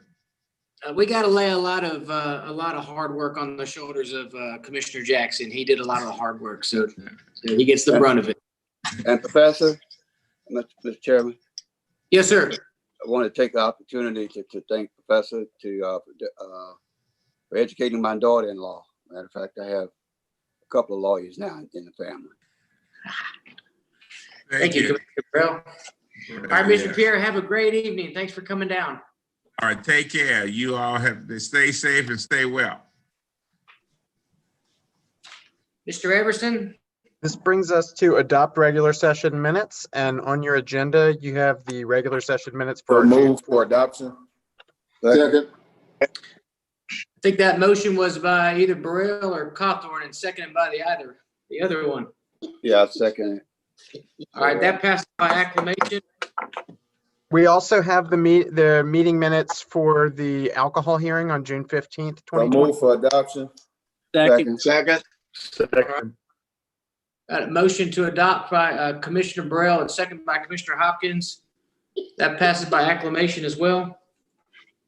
That brings us to special resolutions. I'm not aware of any today. That now brings us to communiques and committee reports. All right, commissioners, go ahead and get on the board. I'll start. Dr. Wilson, I know Vice President touched on this a moment ago. Under citizens' comments, a lot of people were addressing the removal of the monument. I wanted to see if you can get Attorney Frazier just to give us an update on that so that the public know what's going on. Yes, sir, my pleasure. Attorney Frazier, could you please give us an update on the status of where we are, please, with respect to the Confederate monument? Sure. Commissioners, the Daughters of the Confederacy filed a request for injunction in the State District Court, and that matter is set to be heard on June 30th. You said June the 30th? Yes. Okay. Yes, Thank you. And also, Commissioner Chavez, Commissioner Johnson was right. You know, this man was voted on already. We have $500,000 in a budget, and so we're waiting on the outcome of the court hearing. Up to five, right? Pardon me? Up to 500,000, right? Well, the budget number is 500,000. No, I'm saying, but I don't know if y'all expecting. I think the goal was that it may not necessarily cost the full 500, right? That's correct. That's correct. If we can get it for less, we always pay less. I'm with Commissioner Jackson. If we can get a deal, less is better. Commissioner Hopkins. But before moving it though, huh? Yes, yes, sir. It depends on the outcome of the court hearing. Hey, Commissioner Chavez, would you come back to me at the end, please? Absolutely. Commissioner Hopkins, will you yield and allow Dr. Wilson to finish his comment? I will. I thought he was complete. I apologize, Dr. Wilson. Go ahead. Hey, no problem. Commissioners, good afternoon to everyone. I like to take this time to recognize a special employee that is about to enter retirement. Ms. Muriel Burns has been with us for 35 years. And this week is her last week. This is her last commission meeting. And I'd like to read you all a plaque that we'll be presenting to her on tomorrow. And the plaque had the inscription on the plaque as follows. Ms. Muriel Burns, Assistant Director of the Juvenile Services Department, in recognition of over 35 years of dedicated service to the Caddo Parish Commission, Juvenile Services, and the citizens of the Parish of Caddo. It has been a privilege and honor to work beside you. You have truly been an inspiration to all of us from October 1 of 1984 to June 20th of 2020. And you all know Ms. Muriel. She has been, she's a legend in her own time of being at the Juvenile Service Center, and she has done a great job for us. And she's some shoes we will have difficulty filling once she departs the organization. But we are grateful for all the work that she has done for us over the past 35 years. So we're going to have, we'll recognize her with a plaque, try to get to her tomorrow sometime. We gonna have some cake after COVID? Yes, sir. What was that, Commissioner Chavez? I was saying, are we gonna have cake after COVID? Celebrate? We're gonna have virtual cake for her tomorrow. That's what I'm talking about. Okay, so pretty much Attorney Fraser. Attorney Fraser? Yes. Could you please clarify for us the question we had, whether commissioners could participate in meetings if we are able to have a quorum via the Zoom process, what the current standing is, please? Basically, under the governor's order, you cannot have a virtual meeting unless you do not have a quorum. Then persons could participate via telephone and be physically in the chamber, but you have to not have a quorum first. Last Friday, a bill was signed into law that the legislature passed where you can have an entire or a virtual meeting and physical meeting in combination, and both count towards the quorum, but it's only on certain matters. It cannot be on any matter. And if you just give me a second, I will pull that up for you. Okay.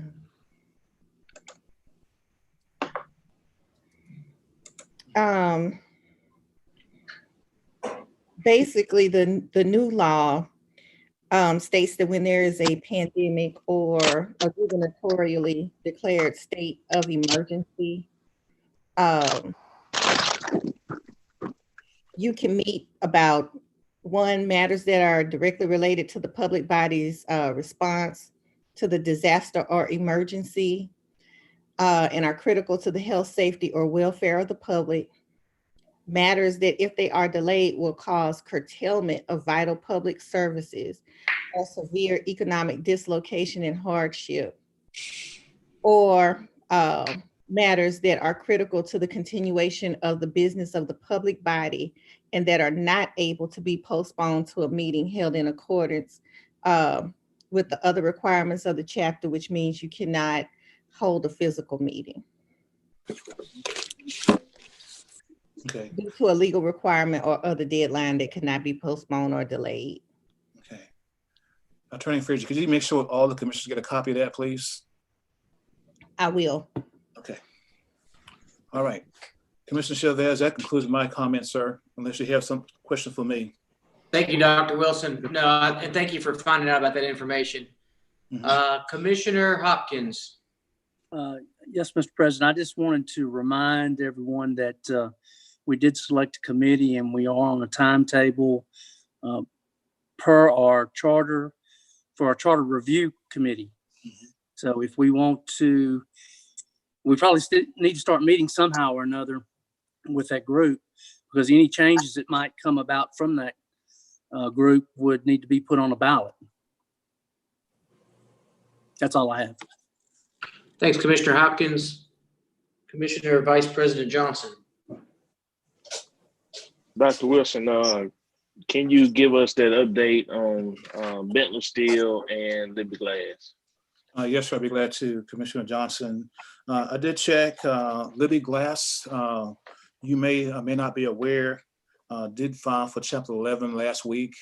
And according to the Industrial Development Board, they were in arrears with respect to maintaining the number of jobs that the incentive was given for. So there's a penalty that goes with that.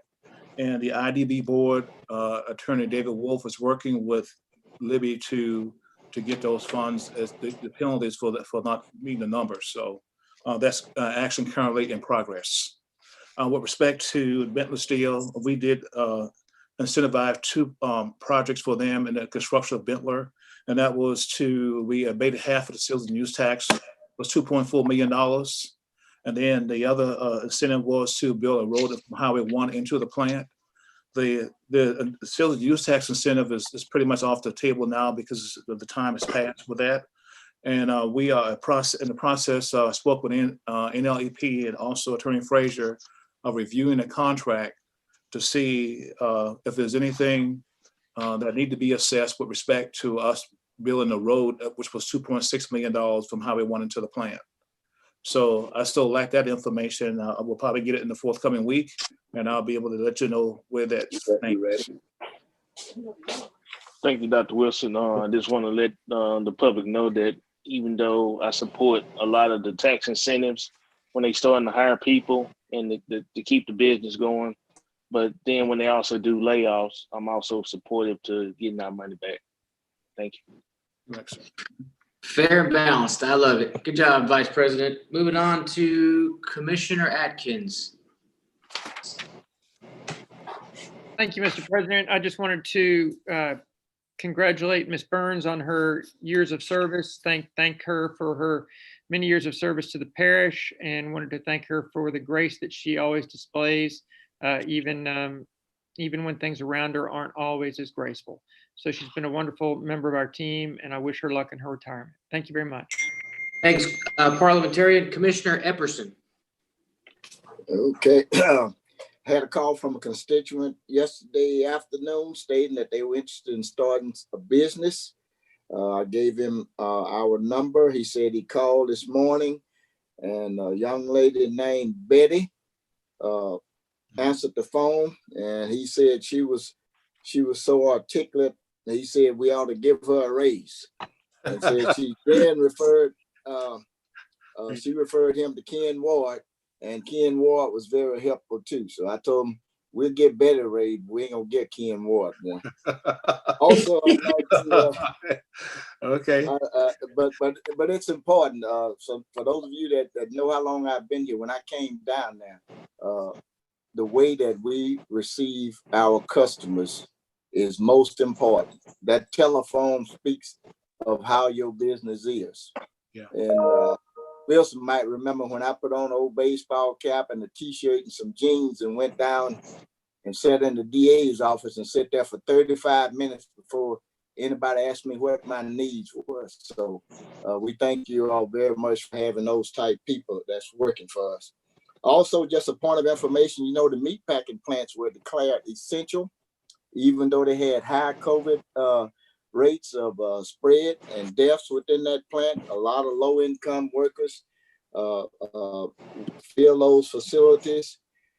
And for, I think, the month of April through May, they sold 129,000 tons of pork to China, when some of our shares were bare as we went to the grocery stores. Thank you. Thanks, Commissioner Epperson. Commissioner Burrell. Host, will you unmute Commissioner Burrell? Okay, thank you, Mr. President. I just want to reiterate my thanks to Chief Raymond for coming in and giving us that information. And we're looking forward to our Sheriff Prater. Hopefully he will come and sit with us too. But before that, again, I have requested a meeting with him, in which he did accept, but we had to reschedule because I had to be out of town. And I do thank him for that, with the Vice President as well as the President. We're looking forward to that. I just didn't want them to feel as though we had to go one-on-one and speak with them, that you know, that we are a public body, that we welcome them and welcome what they have to say, because we have to relay that information to our public or to our constituency. So that's what's important. The second thing, I know that we have a resolution coming up for Juneteenth. I will not be here. I'm waiting to go out of town as soon as this meeting is over with, and will not be back until Monday. But I want to say happy Juneteenth to everybody, and go out and buy you some fireworks. I made that possible in 2015 under House Bill 298, which was Act 67. throughout the state, you can buy fireworks in order to celebrate and educate our folks on Juneteenth. Thank you very much, Mr. Chairman. Thank you, Commissioner Burrell. Let's see, I don't see any commissioners. Mr. Everson and Deputy Nations, can you make sure that you guys contact Ms. Marshall back to let her know the status of the monument? I know we told her we would. I just want to make sure somebody follows up with her. We certainly will. Do you guys have her phone number? We do. Okay, perfect. Wrote that down just in case. One of the ladies under the I would, Mr. President, I mean, interrupt. I would suggest that whatever communication they make would be in concert with legal advisement and not just make a call like that, because that is under litigation. I understand. Maybe Mr. Everson will have Donna call her to give her the update of what they gave us. And then one of the citizens made a comment about resolution 49. And I think she may have been mistaken. 49 was Commissioner Epperson's resolution on the agenda later on to rename Fort Polk if the federal government deems to change the name. And at that point, we will rename it to a honor recipient, the Medal of Honor recipient of Louisiana. I think she was probably referring to resolution 48, which was urging the renaming of the federal installations. So I wanted to go on record to let her know that 49 is to, if indeed the federal government changes the names, that hopefully we could all agree on getting a Louisiana Medal of Honor recipient for that name. And that was written and authored by Commissioner Epperson. Other than that, I have no additional communication, Mr. Everson. I'd just like to draw to y'all's attention before we move on that the May financials that y'all have already received by email, they are attached to the agenda. So is the certificate of teleconference. And that brings us to President's report. Thank you, Mr. Everson. To the citizens of Shreveport and my fellow commissioners, we all know that under communiques, we're allowed to say whatever we want. There's no restriction or censorship, so I wanted to make that very clear. There was an incident that happened on Monday that I got a lot of phone calls, emails, and text messages about that was requesting that somebody should have stopped another commissioner from talking. We are not allowed to do that. There's no such thing as censorship. So I wanted to put that out there and just ask my fellow commissioners, you can't go wrong being nice. I'll never tell anybody how to do anything. So just being nice is always a good rule of thumb. And I want to start with that. On that same note, I was very happy to see the peaceful protest that occurred within Caddo Parish, as well as the law enforcement officers and everything that transpired last weekend and the weekend prior. The citizens of Shreveport really came out, and as a soldier and former veteran, I know the other veterans that are on the commission agree with me on this. This is what America is all about, is the opportunity to protest. And Shreveport and Caddo Parish really set the tone for the rest of America, for the nation, to show that we can truly come together, and that's what it's about. It's coming together for one goal, and it's not one person, this group or this group. It's really coming together to listen to each other, to hear them speak. I was thankful that the law enforcement here, I saw them passing out cold bottles of water to the protesters, and it was really cool. It was cool to see our city do something like that. It's cool to see just our commission, the 12 of us, how we get along in our rapport. So like I said initially, you can't go wrong being kind to each other. So I'd like to see some more of that and us leading by example. So I appreciate you guys, and I appreciate the citizens and the law enforcement officers right now. It's a trying time. So for all the LEOs that are watching, we're with you as well. For all the family members that have law enforcement officers that go out, that serve every day, that have kids, we're with you as well. So that wraps that up. Thank you, Mr. Everson. Okay, that brings us. Clarification. Yes, sir. Mr. President, I just want to, your comment, I appreciate you for your leadership. I just want to bring to your attention that I've served on this body going on 5 years now, and I have been called everything from a criminal, a crook, corrupt politician, to even insinuating that I had handlers, which would suggest that I'm either some type of animal or I'm some type of incaptive person. I've even had people show up to my house on 2 different occasions where I've had to call the police, and you all know had to get federal authorities involved. And I've never received or never heard anybody come on here and make any comments about sanctioning folks, or never had anybody even reach out as an olive branch to the public to ask for their civility as well.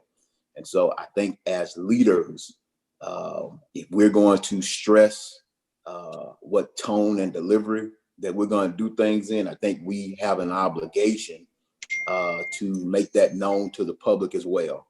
I will not continue to sit back and be talked about and berated by paid propaganda, and I won't allow my colleagues to be done that way either. So let's make sure that conversation is said publicly to everybody. Thank you. I agree with those sentiments, Commissioner Jackson, wholeheartedly. If I overlooked the public too, that was my sentiments, was being nice to each other. You can't go wrong. And likewise, I've been called a lot of names. I was even called a Democrat, which I don't think you guys would take that offensively. So we often get called a lot of names being public servants. We have to grow some tough skin, but being a leader and leading by being kind, I don't think we can go wrong with either of that. Thank you, commissioners, for that, and we'll move along. Okay, we have no public hearings on zoning ordinances scheduled for today, so we'll move on to public hearings on ordinances. We have one. It is ordinance number 5959 of 2020, an ordinance amending the budget of estimated revenues and expenditures for the oil and gas fund for the year 2020 to provide an appropriation for the purchase of masks to combat COVID-19 and to otherwise provide with respect thereto. Mr. President, yes, sir, Commissioner Young. I'd like to make a friendly amendment to this motion. Sure. It's just on public hearing right now. At this point, Okay, it's never public mind. hearing. Okay, sorry. I'll wait. Tell me when's the right moment. Sure, I'll do it, Commissioner. Thanks. All right, to the public, in this scenario, we're going to allow same phone number as before when you made for public comments. If people would like to either speak for or against, it's a little bit hard because we're doing Zoom meetings. So if you're either for it or against it, please call and we will put you on hold, and that way you can speak your piece. Mr. Everson, will you quote the number and post it on the internet so people can know what number to call? We will. It's 318-226-6596, and we'll get that posted as well.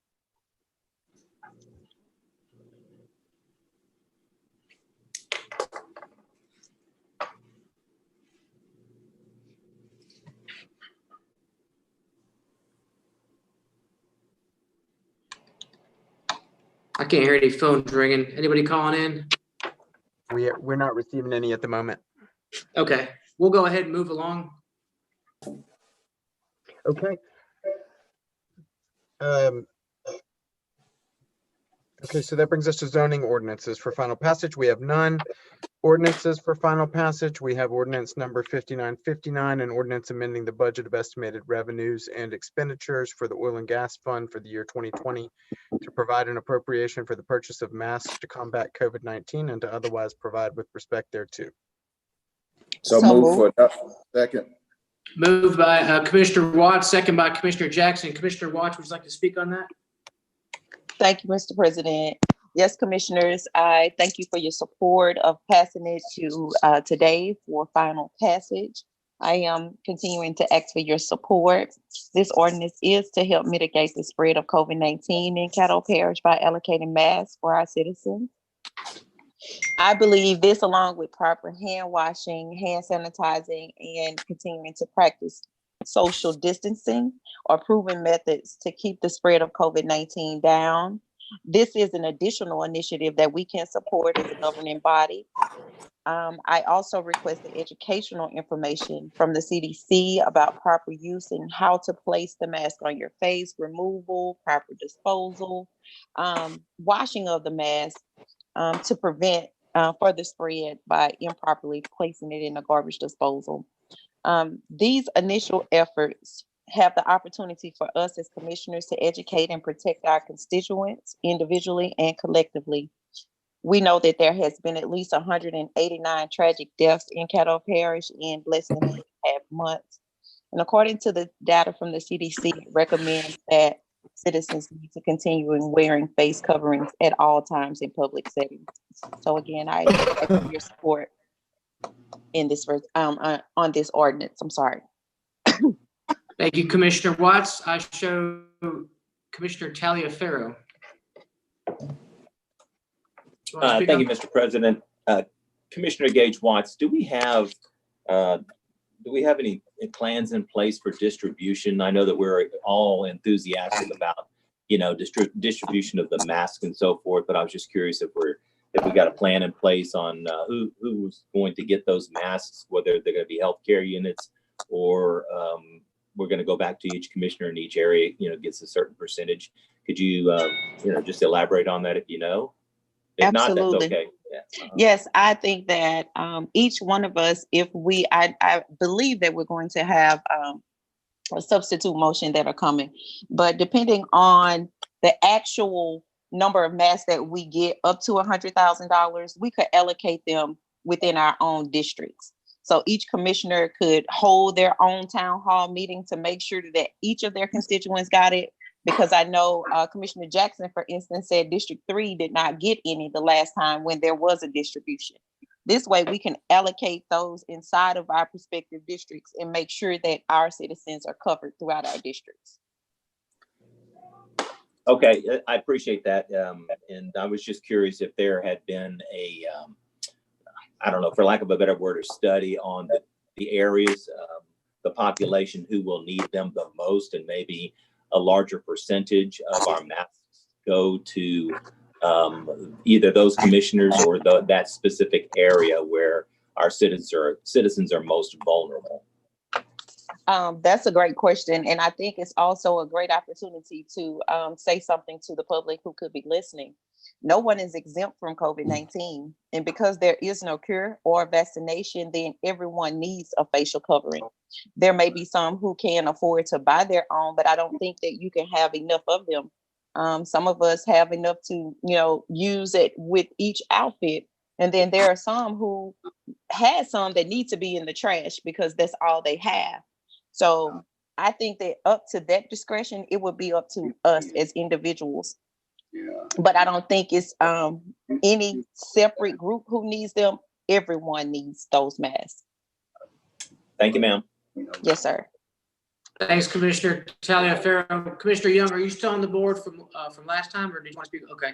Commissioner Brill. Yes, I still wanted to be on the board. Okay. Yes. Oh, Mr. Chairman? No, go ahead, Commissioner Brill. I'll put Commissioner Young after you.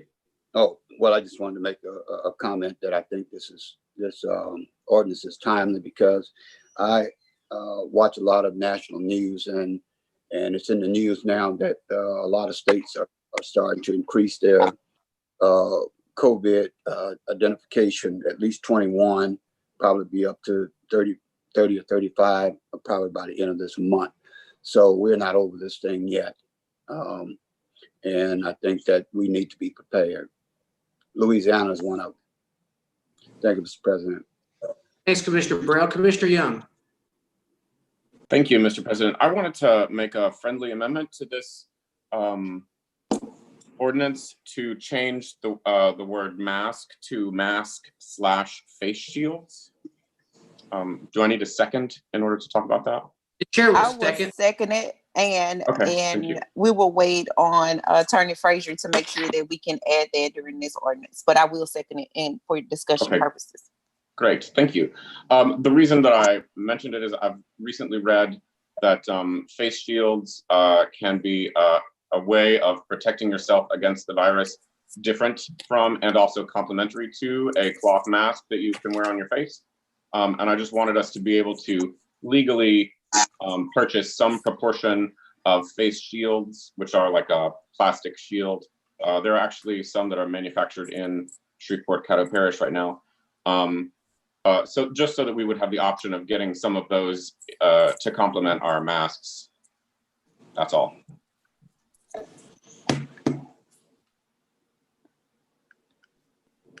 Thank you. Attorney Frazier. Attorney Frazier, is that that's acceptable? You know, I'm unfortunately not an expert on masks and face shields. Can the face shield be used, I guess, in lieu of a mask? Yes, No, I it think they're can. talking Okay, in well, addition. I think it can be used in addition. And No, I think they refer. it could I be think used they're in referring to the addition. title issue. yes, it can be referred to as a mask, Attorney Frazier. Okay, well then I think that would be sufficient because it can be used in the same way. Okay, Okay. great. Thank you. Well, yes, I will accept that friendly amendment. Thank you, Attorney Frazier. Commissioner Jackson, I saw you on the board. Did you have some? Oh, my phone. I'm sorry, I wasn't on mute. I apologize. What was I talking about? Oh no, and I just wanted to note that we are going to request, Dr. Wilson, we are going to request reimbursement from the CARES Act for this, right? Yes, that's correct. Okay. We have, and we will. Thank you. That's it Perfect. for me. Thank you, Commissioner Jackson. And yes, Dr. Wilson, please try to procure those from a local Caddo Parish business, as long as the price is competitive, rather than going out of the borders. Okay, we will. Commissioner Taliaferro. Thank you, Mr. President. I'm good with the masks. I'm just very concerned about the face shields because now we've just upped the price of you know, not that the public's not worth it, but the face shields are a lot more expensive, and therefore we're going to burn through that budget very quickly. And then we're stuck with who gets what. I could not tell you, if you gave me face shields, who deserves a face shield and who deserves a mask. So I don't want to complicate what we're doing. I'd rather be just consistent in the masks and not go with the face shields, even though I know of the importance of a face shield. I see people wearing masks and face shields, and I'm not sure if there's a specific area or a specific person or a specific job that, you know, maybe people need those. I'm not equipped, nor do I have the knowledge to decide who gets a face shield and whose does not. But that's just my personal opinion. Just thought I'd throw it out there. Thanks, Commissioner Taliaferro. Commissioner Jackson. No, I think Commissioner Taliaferro, you bring a good point, but I think it eventually will kind of break even or level out, because I think you just mentioned that there's a group of constituencies or a group of our population that may not need masks, and so I think it can be rationed out. I think it eventually rations out. So instead of, and I'm just throwing out numbers for easy math, instead of buying 50,000 masks, you could buy 30,000 masks and then put the rest of the remaining money over toward the face shield. You follow what I'm saying? So I think it eventually will ration out. Okay, no worries. I'm just food for thought. Yeah, but I think it kind of works out. All right, sir. Commissioners, I see no other one on the board to speak. Mr. Everson, roll call vote, please. Commissioner Hopkins, Yes. Commissioner Johnson, Yes. Commissioner Jackson, Yes. Commissioner Young, Yes. Commissioner Burrell, Yes. Commissioner Cawthorn, Yes. Commissioner Gage Watts, Yes. Commissioner Taliaferro, Yes. Commissioner Atkins, Yes. Commissioner Chavez, Yes. Commissioner Lazarus, Yes. and Commissioner Epperson. Yes. That motion passes unanimously with 12 in support. Great job, commissioners. And that brings us to zoning ordinances, of which we have none. We do have one ordinance for introduction by title, and that is ordinance number 5960 of 2020. It's an ordinance amending the budget of estimated revenues and expenditures for the Riverboat Fund to provide an appropriation for the Salvation Army's Boys and Girls Club for funds remaining at December 31, 2019, and to otherwise provide with respect thereoto. So moved, Mr. Chair. Hold on, No, wait, this is for the title. we'll just, this is for the introduction. We'll allow the, Oh, we're still on. no, this is just for 2 introduction. weeks. Just 2 read. weeks. All right, moving along. The work session minutes are our next one. We Move have to the- ratify the work session. Second. I think I heard like everybody make the motion simultaneously. So I think it was Cawthorn, seconded by LBJ. That passed by acclamation. Moving along. Okay, resolution number 41 of 2020 is a resolution amending and reenacting resolution 34 of 2020 of the Caddo Parish Commission, Move adding for legal adoption. aid. Second. That's motion by Commissioner Jackson, second by Commissioner Epperson. Commissioner Jackson, would you like to speak on that motion? No, sir. All right. I see no other commissioners on the board. Mr. Everson, roll call vote, please. Mr. Hopkins, Yes. Mr. Johnson, Yes. Mr. Jackson, Yes. Mr. Young, Yes. Mr. Burrell, Yes. Mr. Cawthorn, Yes. Ms. Gage Watts, Yes. Mr. Talaferro, Yes. Mr. Atkins, Yes. Mr. Chavez, Yes, sir. Mr. Lazarus, Yes. and Mr. Epperson. Yes. That motion carries with 12 in support and none in opposition. That brings us to resolution number 42 of 2020, a resolution to authorize the Caddo Parish Administrator to request and authorize the Louisiana State Mineral and Energy Board and the Move for Office. adoption. Second. Second. Motion to adopt by Commissioner Epperson, second by Commissioner Atkins. Commissioner Epperson, would you like to speak on that motion? I think it was I Commissioner. think that was, but Jackson. Oh, okay. Playing prank call.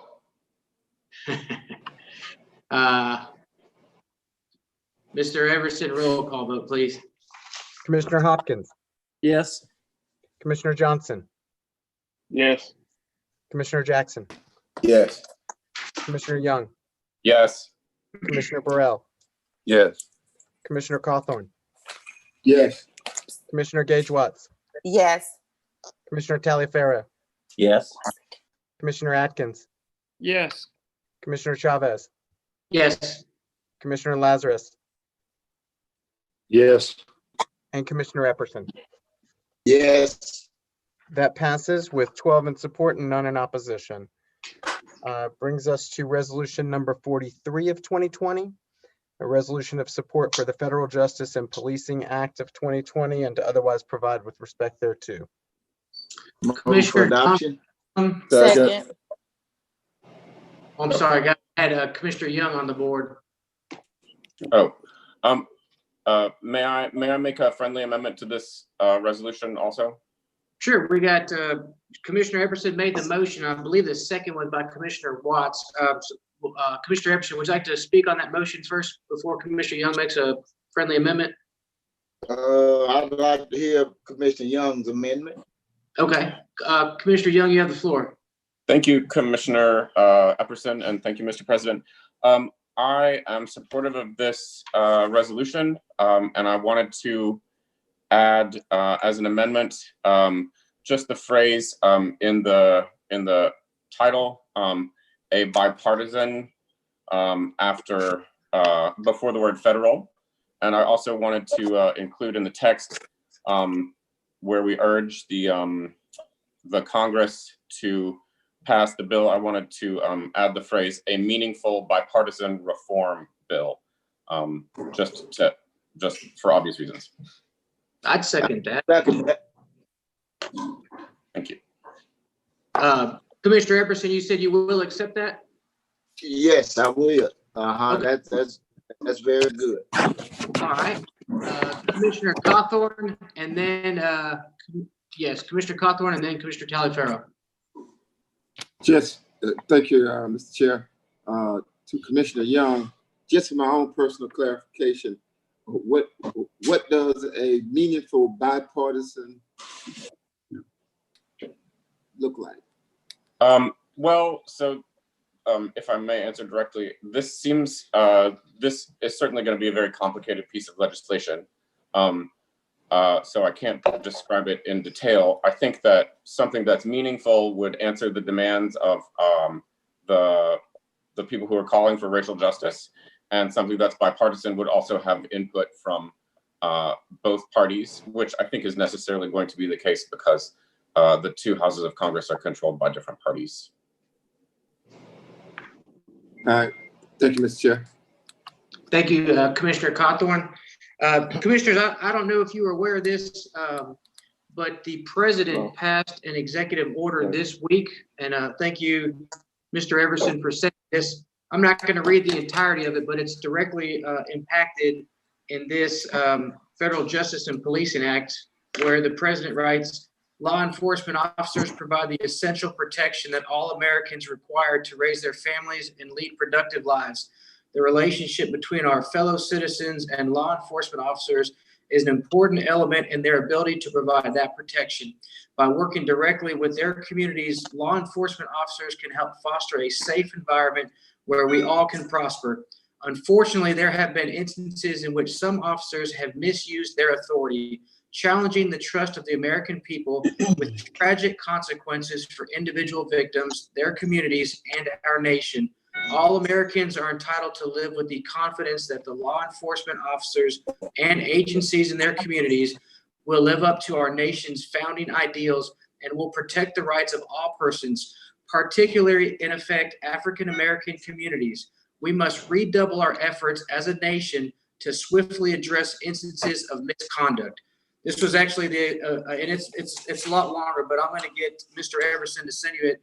And it was an executive order that was passed this week. So I like the fact that Commissioner Young is addressing a bipartisan effort. I think we all need to work on this together. Thank you, Commissioner Epperson, for accepting that. So I'll definitely be voting on this yes with those added changes.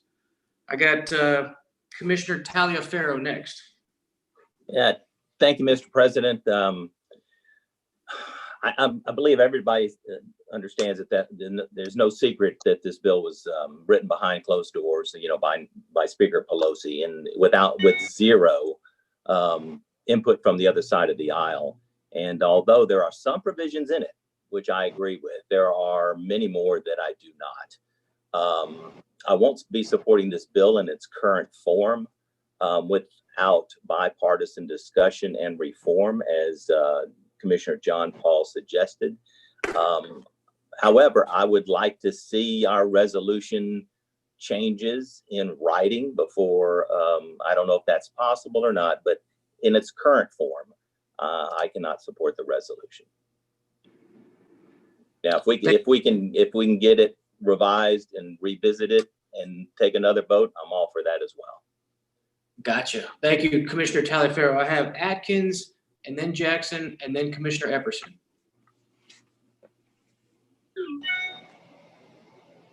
Thank you, Mr. President. I share some of the views that Commissioner Taliaferro has. Well, I'm not supportive. I was prepared to vote no on the current resolution because it is not bipartisan in nature. But I applaud Commissioner John Paul Young for proposing the changes to the wording to include a meaningful bipartisan reform bill. I also applaud Commissioner Epperson for accepting that amendment. So I'd be comfortable signing it with the bipartisan language. I don't know how we resolve Commissioner Taliaferro's desire to see it in writing first. Well, if I may address it, Mr. President, it's not, I don't want anybody to think that there's a trust issue here. But again, there's just a lot of things in that current bill, and being former law enforcement and so forth, that directly affects the position and the profession in which I served. And I'm not sure where the bipartisan verbiage would fit in. So I'm just not I just don't know.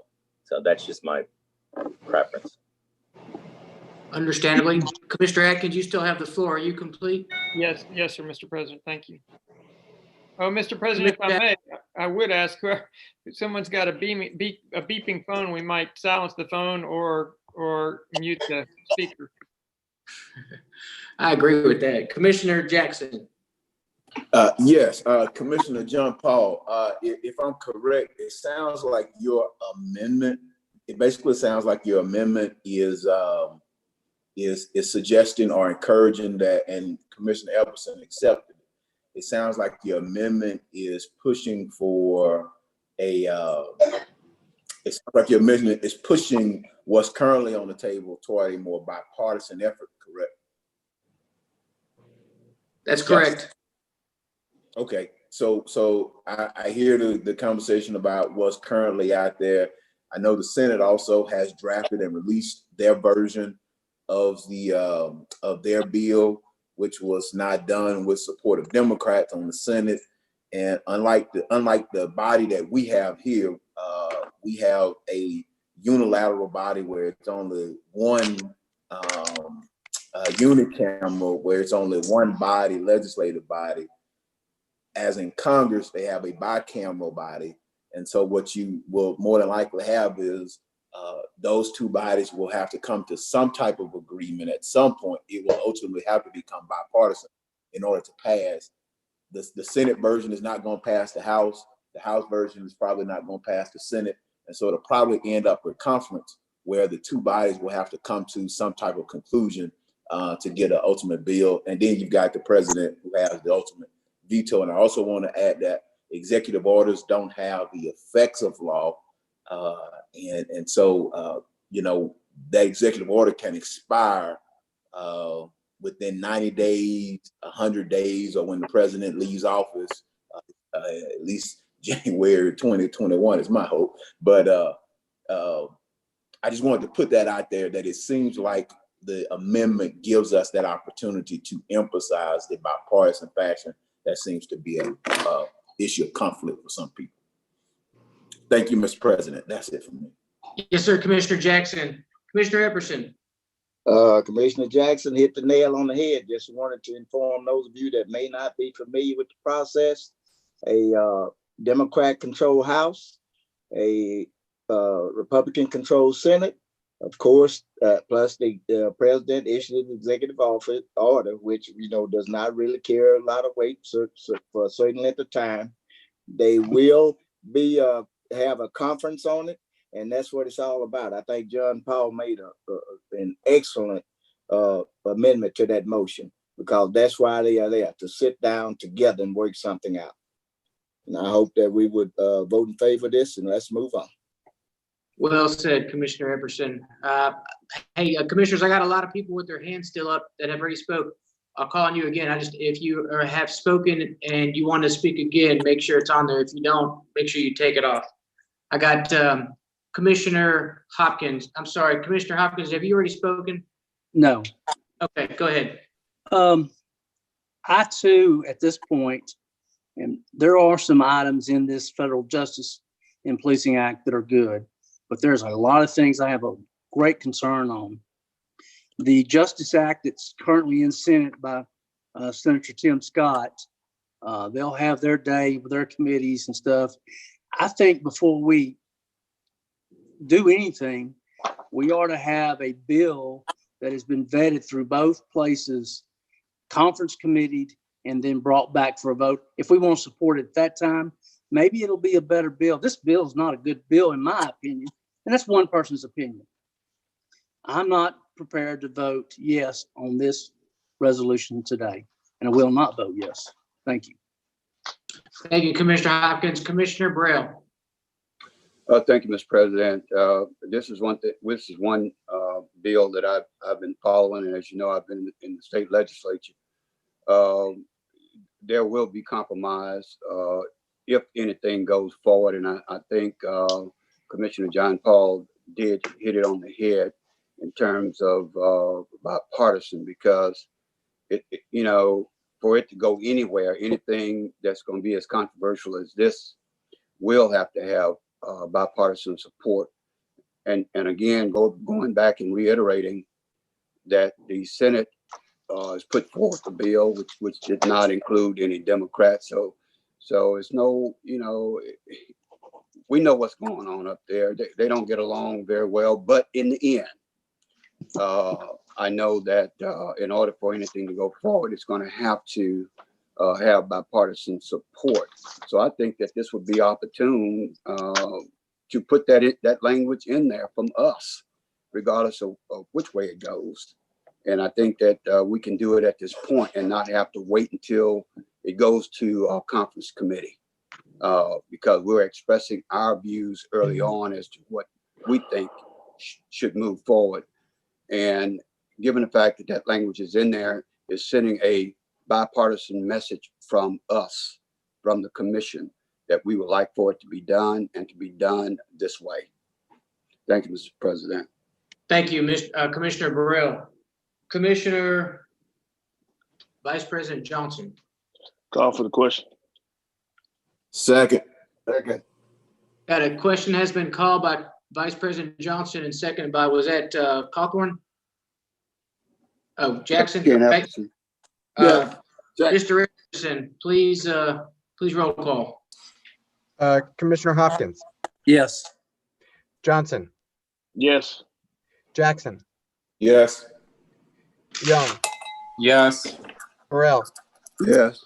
Cawthorn, Yes. Gage Watts, Yes. Taliaferro, Yes. Atkins, No. and Chavez. Yes. Lazarus, Yes. and Epperson. Yes. Call for the question passes with 11 in support and 1 in opposition. So now we're going to be voting on the original motion as amended. yes. Okay. Commissioner Hopkins, No. Commissioner Johnson, Yes. Commissioner Jackson, Yes. Commissioner Young, Yes. Commissioner Burrell, Yes. Commissioner Cawthorn, Yes. Commissioner Gage Watts, Yes. Commissioner Taliaferro, No. Commissioner Atkins, No. Commissioner Chavez, Yes. Commissioner Lazarus, Yes. and Commissioner Epperson. Yes. All right, that motion passes with 9 in support and 3 in opposition. And that brings us to resolution number 44 of 2020. It's a resolution designating. So move for adoption. Second. Motion to adopt by Commissioner Jackson, second by Commissioner Watts. Commissioner Jackson, would you like to speak on that motion? I hope y'all don't make me speak, but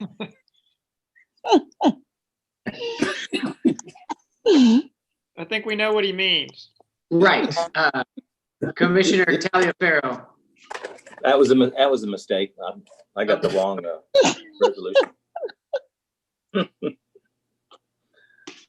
Moving on. I see no other commissioners on the board. Mr. Everson? Commissioner Hopkins, Yes. Commissioner Johnson, Yes. Commissioner Jackson, Yes. Commissioner Young, Yes. Commissioner Burrell, Yes. Commissioner Cawthorn, Yes. Commissioner Gage Watts, Yes. Commissioner Taliaferro, Yes. Commissioner Atkins, Yes. Commissioner Chavez, Yes. Commissioner Lazarus, Yes. and Commissioner Epperson. Yes. That motion passes unanimously with 12 in support and none in opposition. And that brings us to resolution number 45, a resolution urging and requesting law enforcement agencies and heads of governing bodies within Caddo Parish to retrain officers regarding chokeholds and Move to restraints. adopt. Second. Second. Got a motion to adopt by Commissioner Johnson and a second by Commissioner Watts. Commissioner Johnson, would you like to speak on that motion? Not at this time. All right. Commissioner Taliaferro, I have you on the board. Yeah, just for clarification, are we on resolution 46 or 47? 45. 45. Okay, I figured I'd go backwards. Okay, yes,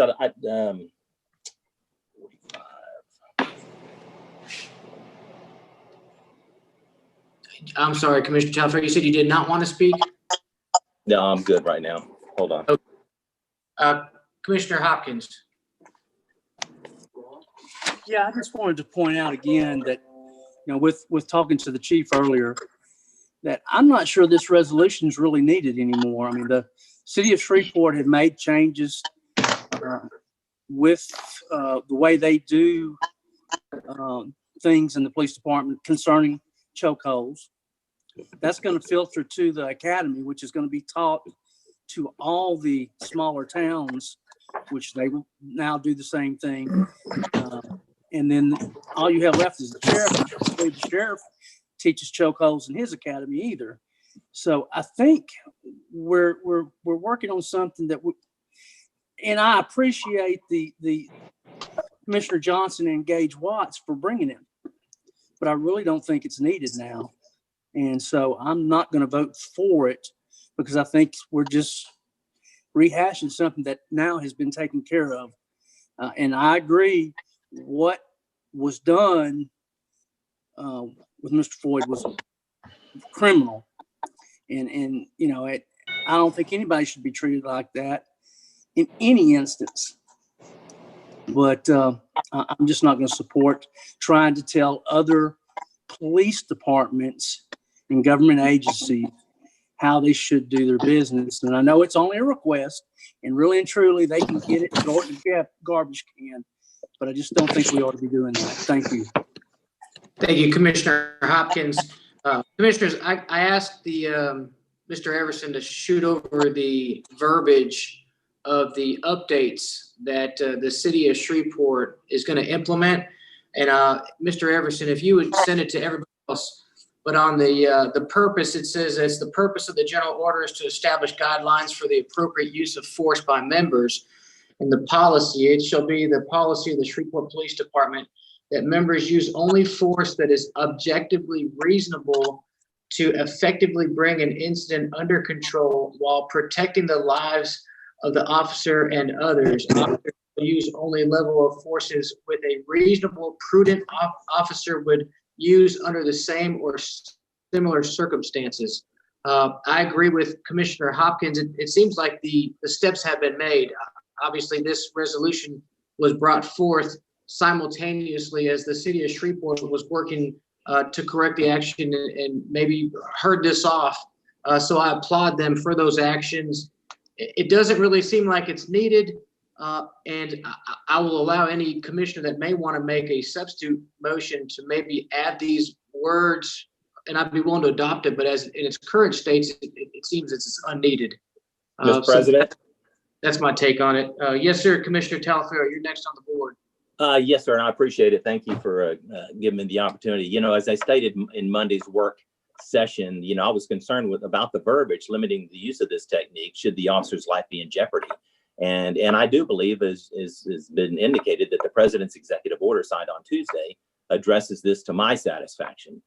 Should this technique be used by any law enforcement officer, the burden of proof will be on the officer and the department to articulate the reasons for its use, as Chief Raymond has eloquently told us. I would like to amend this resolution to include the verbiage of the president's executive order calling for nationwide police reform, specifically banning the use of chokeholds and vascular neck restraints, with the exception where the officer's life or the lives of others are in danger. Thank you, Mr. President. I would second that motion. I believe that you made it after you spoke, so we'll get back on the board to make it again. But I hope my colleagues would be amendable to that. Commissioner Brill. Mr. Chairman, I just wanted to say that this resolution basically just reinforced our position on training and upgrading law enforcement. I don't see it changing anything that they are doing, but at least it undergirds it. Sometimes we have a tendency to read things into it. I don't see anything here that we are doing to force anybody to do anything. We're just recommending that they continue the reform that they're already doing. And I don't see anything wrong with us chiming in on this, since they do, it does affect the people that we represent, both in the urban centers as well as in the parish. Thank you, Mr. Chairman. Thank you, Commissioner Burrell. Commissioner Vice President Johnson. Yes, I basically want to say that the resolution was written basically for the purpose to retrain the officers, for them to go back in to review the policies. There's nothing wrong with this still passing, even though Shreveport is taking the lead and making something happen simultaneously as we do this. There could be some more changes that needs to be happening after this. That was just a first move that Shreveport did to do that. We also have constables. I don't know where these constables go train but the constables are also well, I know one that don't go to the sheriff, but the constables have to get training. The deputies, the city marshals. I mean, we have more than one branch of law enforcement in Caddo Parish, and so this is going out to all of them. Shreveport is taking the lead to do something that's fine and dandy, but we still have the sheriff department, the city marshal, the constables. They still need to have the same review. No one else has said that they've had this same review yet. So I think it still needs to be pushed through. And if the agencies look at it and then they say, well, we're not going to review it, then the public can hold them accountable for that. Right now, the public is holding us accountable because there's no legislation out there to make them do this. So it's up to us to make them do this legislation. And then the ball is in their court. Thank you. Thank you, Vice President. Commissioner Young. Thank you, Mr. President. I'm going to vote in favor of this because it contains the word retrain. I know that the policies have already been changed for the city of Shreveport, but there are many other organizations that should examine their policies. And I just want to note for everyone's benefit, all human institutions are fallible and imperfect and can benefit from improvement that comes from practice and training, especially when it comes to physical maneuvers that affect the lives and health of others. Those can only be done effectively and safely with a lot of practice, and it needs to be recent practice. So I think we should urge our law enforcement who have a vital job to train more and more and more. And I think this is highly apropos at this time. Thank you. Thank you, Commissioner Young. Commissioner Watts. I got you, Ken Epperson. Commissioner Watts, you with us? Stormy, you're muted.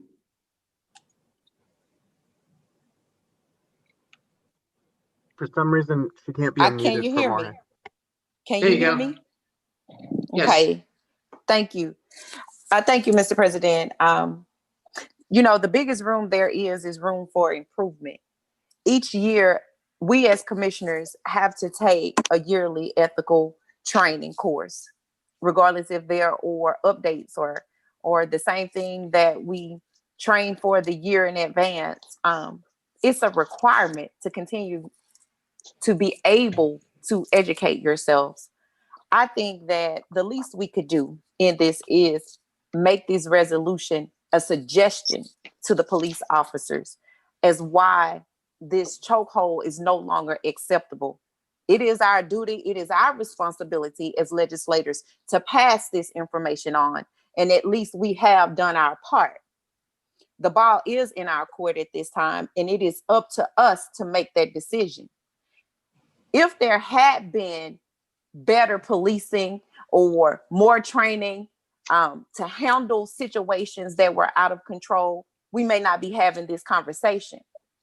With that being said, we cannot go back to the past, but we can look towards the future to improve what we know that we have seen.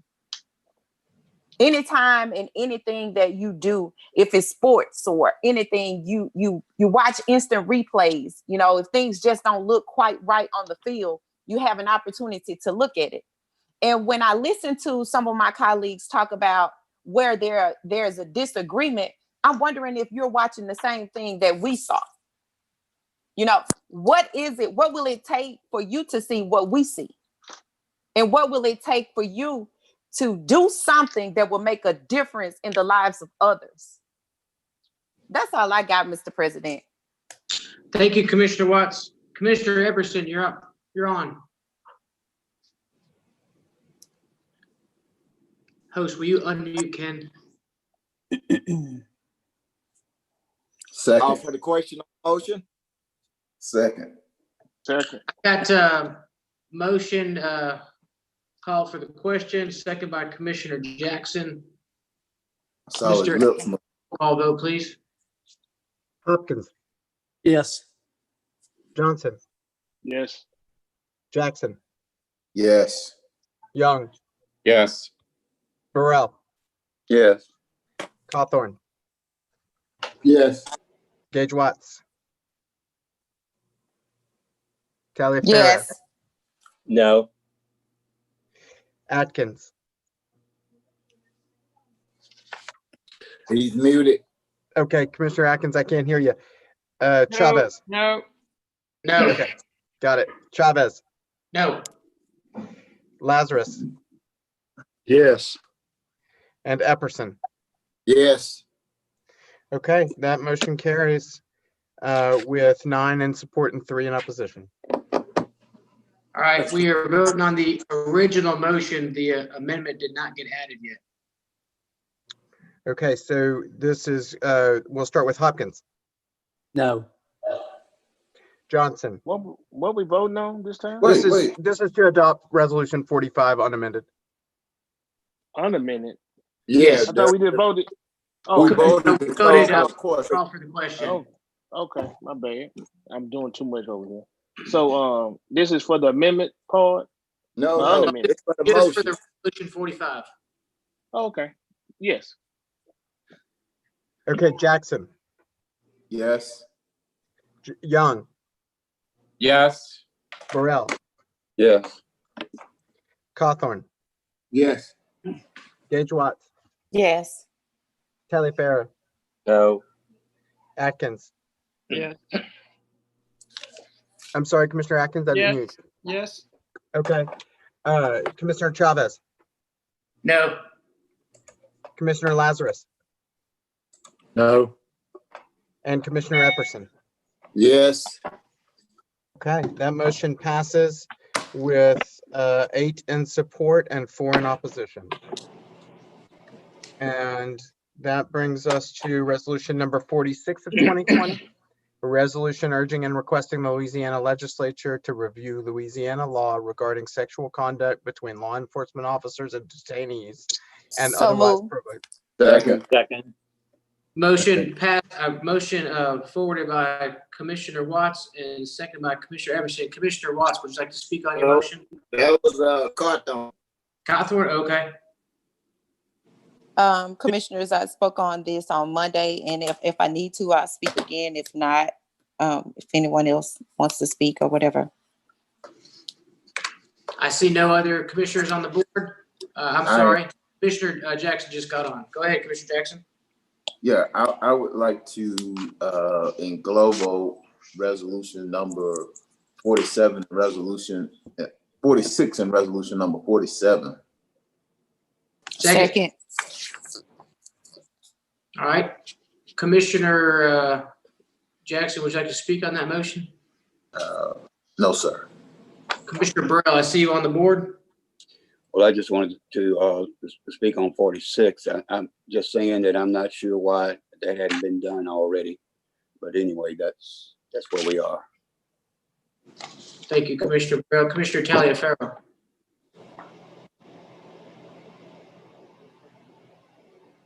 Yes, Mr. President, I'd just like to make a statement regarding resolution 47, if I may, to my fellow commissioners. Absolutely. Okay, I'm very supportive of this resolution requiring all law enforcement, of course, to use body and dash cams to protect our law enforcement personnel and also to the citizens that they serve. You know, I would like to amend the resolutions to read, though, that this pertains to any law enforcement organization, regardless of size, and include any sworn official performing any in any law enforcement capacity, such as city police, city marshal, deputy sheriff, state police, and parish constable. The subject resolution, you know, they have to receive the appropriate training. I just want to make sure that all law enforcement personnel, regardless of the department size, get the opportunity to get those body cameras and get the appropriate training. But I'm very supportive of any body cams and dash cams. Thank you. I leave that to the accept that. Who's next? I'm sorry, Jackson, I didn't hear that last comment. What was Oh, that? he had made Commissioner Telfair made an amendment, a friendly amendment, or I don't know if he's making an amendment or a friendly amendment. I said I was leaving that to the office to. I got you. To accept. Can I speak on that? Absolutely. Go ahead, Commissioner Johnson. Okay, so if you go down to the last page of the resolution and the next to the last paragraph, this will be forwarded to the Louisiana governor, the president of the Louisiana Senate, the Speaker of the House, members of Caddo Parish State Legislation Delegation, the governing bodies of Shreveport, Blanchard, All City, Greenwood, Vivian, and their mayors, the Caddo Parish Sheriff Department, Shreveport Police Marshal, Shreveport City Marshal, and all Caddo Parish constables. So what I'm doing is covering. You were cut off. Hello? I'm covering all 64 parishes in this particular legislation. Not only this Caddo, all the 64 parishes. So every law enforcement agency that's in Louisiana will get this. Mr. President, can I? Hang tight, Commissioner Telfair. Commissioner Johnson, are you done? You still have the floor. I want to make sure that you have your time. I think he's cutting out. I think his Right. Making sure everyone understood what I was. I got you, Commissioner Epperson. What Commissioner Johnson's speakers is cutting out, but what he's saying is he's going to send this resolution to all 64 parishes within the state of Louisiana to guarantee that every law enforcement officer gets this resolution, or at least I'm the back. director. Okay. Yeah, what I was making sure that everyone understood that this covers not only this Caddo and all the law enforcement agencies in Caddo, but it's going to the state and to cover all of the 64 parishes in the state of Louisiana.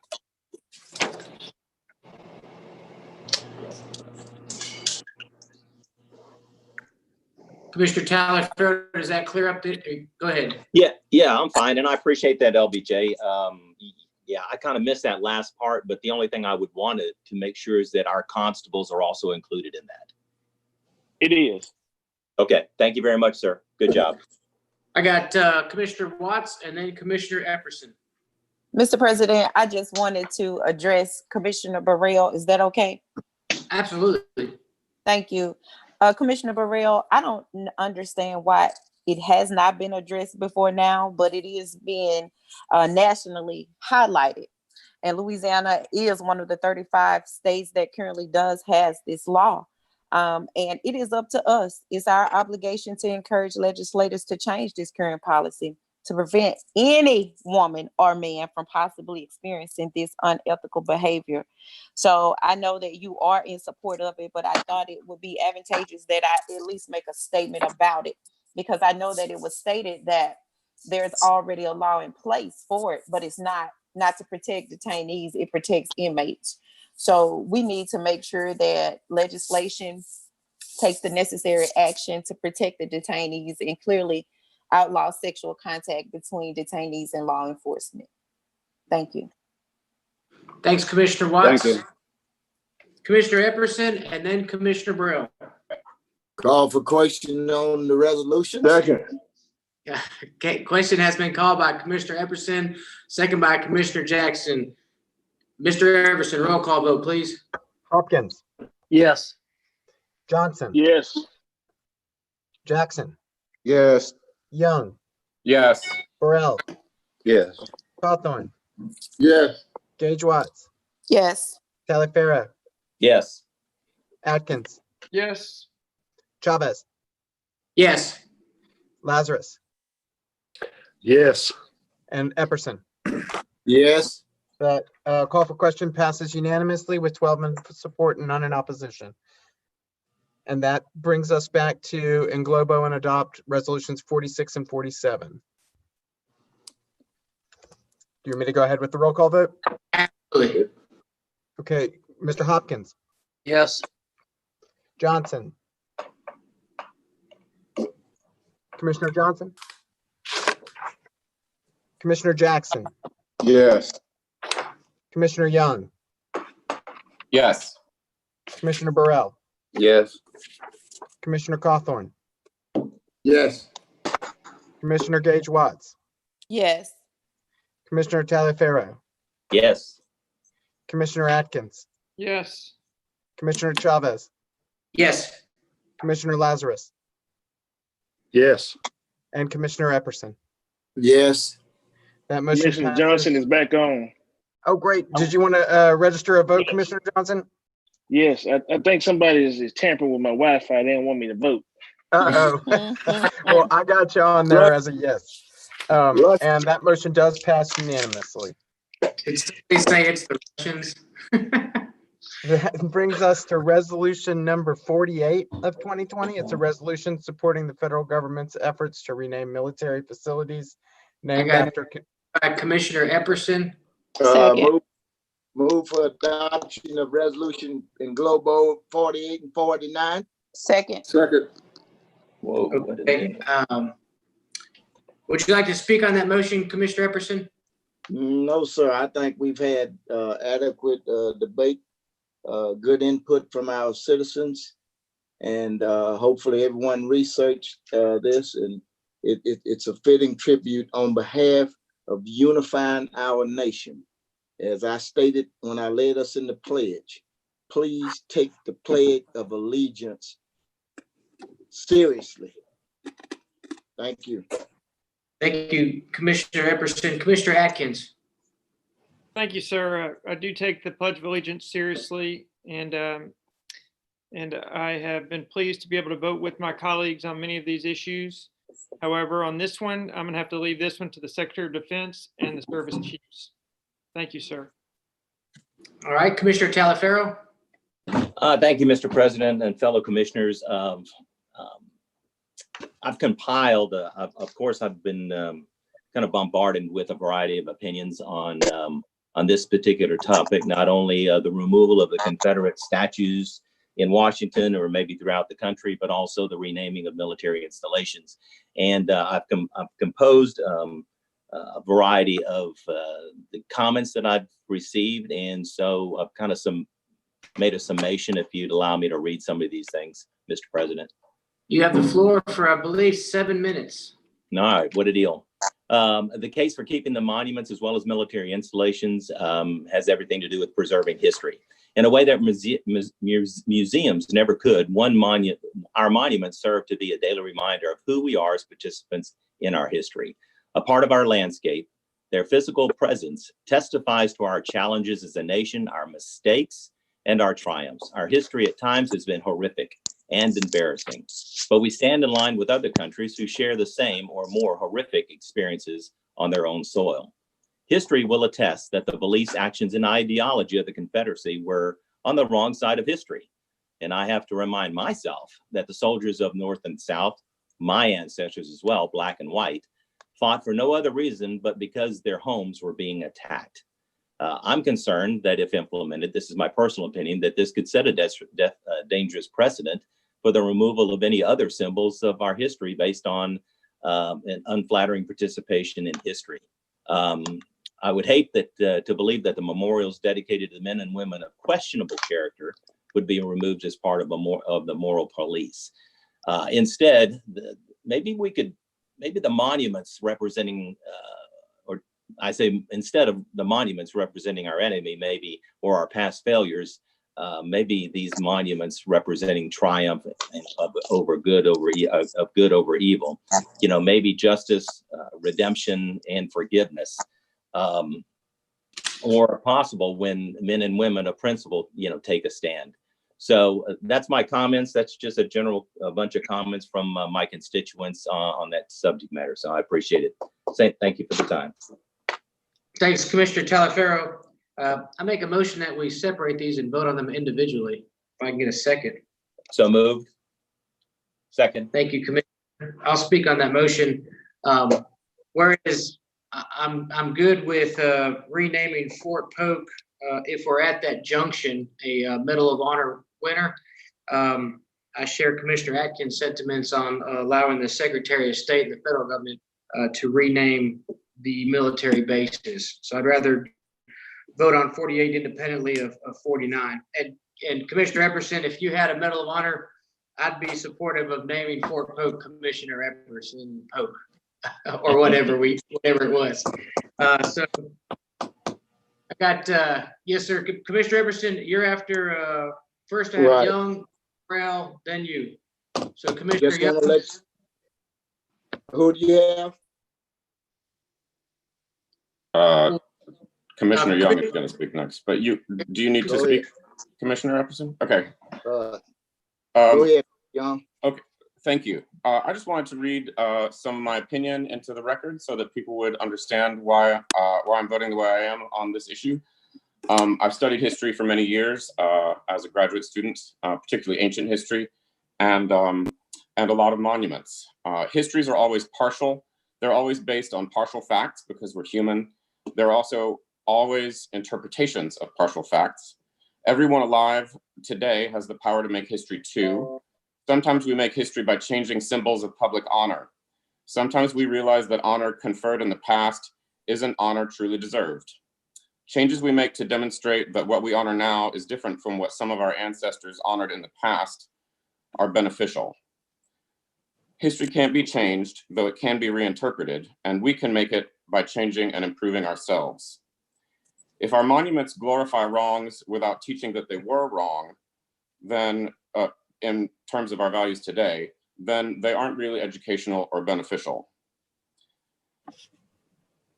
The best way to reassess what we value and honor it properly is to practice love for our neighbors by putting ourselves in their shoes.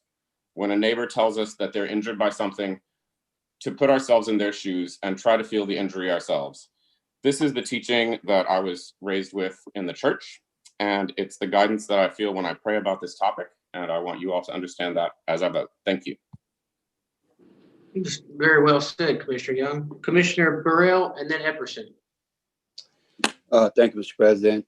On the situation with the Confederate monument, I had originally mixed feelings because, and I've shared this even in an op-ed that I did when we were dealing with the Confederate flag and monuments some time ago. My great-great-grandfather, Thomas Jefferson Peasell, was a Confederate soldier. And it was only through Ancestry that I went back and traced his history. But he also had two families, a white family and a black family, which we came, on the black side, we came from. But he also came from an area that fought against the Confederacy. In the area of Smith and Jones County in Mississippi. And if you go and watch the movie, The Free State of Jones, it will give you a big part of that history. So everybody, every white person who was recruited in the Confederacy did not necessarily fight with the Confederacy because the Confederate Army threw their families out off their farms, took their property while they were away, and many men rebelled. So I'm saying it to say this, some of us have some personal connection back there, but at the same time, it was the wrong thing to do. History, they say if you don't understand and appreciate history, you would definitely repeat it.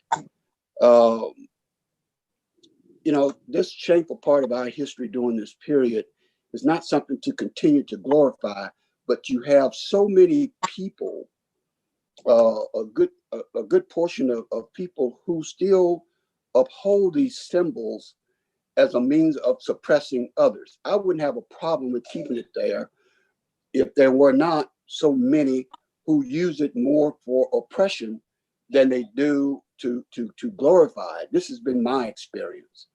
So I see no reason to put it into a museum because that's where it should be. It shouldn't be standing in front of a building of justice or a park that is shared, by all people, given its dark history. So Commissioner Burrell, I don't want to cut you off. that's We're, okay, I'm through. okay, we're on resolution 48. It's supporting renaming the military bases. Is that the same one that you were referring to? No, that's not the one, but I support that. Okay. I thought you said you went back and you were gonna amend it to separate them. Well, 40, Commissioner Epperson wanted to include 48, which is renaming the bases, and 49, which is at the junction that the federal government does decide to rename them, then we would rename Fort Polk something in regards to a soldier within Louisiana that won the Medal of Honor. I recognize that, but I thought he said 48 and 49 together. Did I miss something? Commissioner Epperson was trying to get them engloboed, and I was trying to create a motion to vote on them independently. Because I think some people agree with 49 as it's written, but they may not with 48. Commissioner Epperson. Just like to emphasize that the resolution and the body of 48 and 49 came out of a bipartisan committee in the Senate, bipartisan. It shocked everyone. So I would suggest that you support the englobo that I made, 48 and 49. Thank you. Thank you, Commissioner Epperson. I got Cawthorn, then Watts, then Taliaferro. Call for the question. Second. Question has been called, seconded by, was that Jackson? Yes, okay. Mr. Everson. Commissioner Hopkins, Yes. Johnson, Yes. Jackson, Yes. Young, Yes. Burrell, Yes.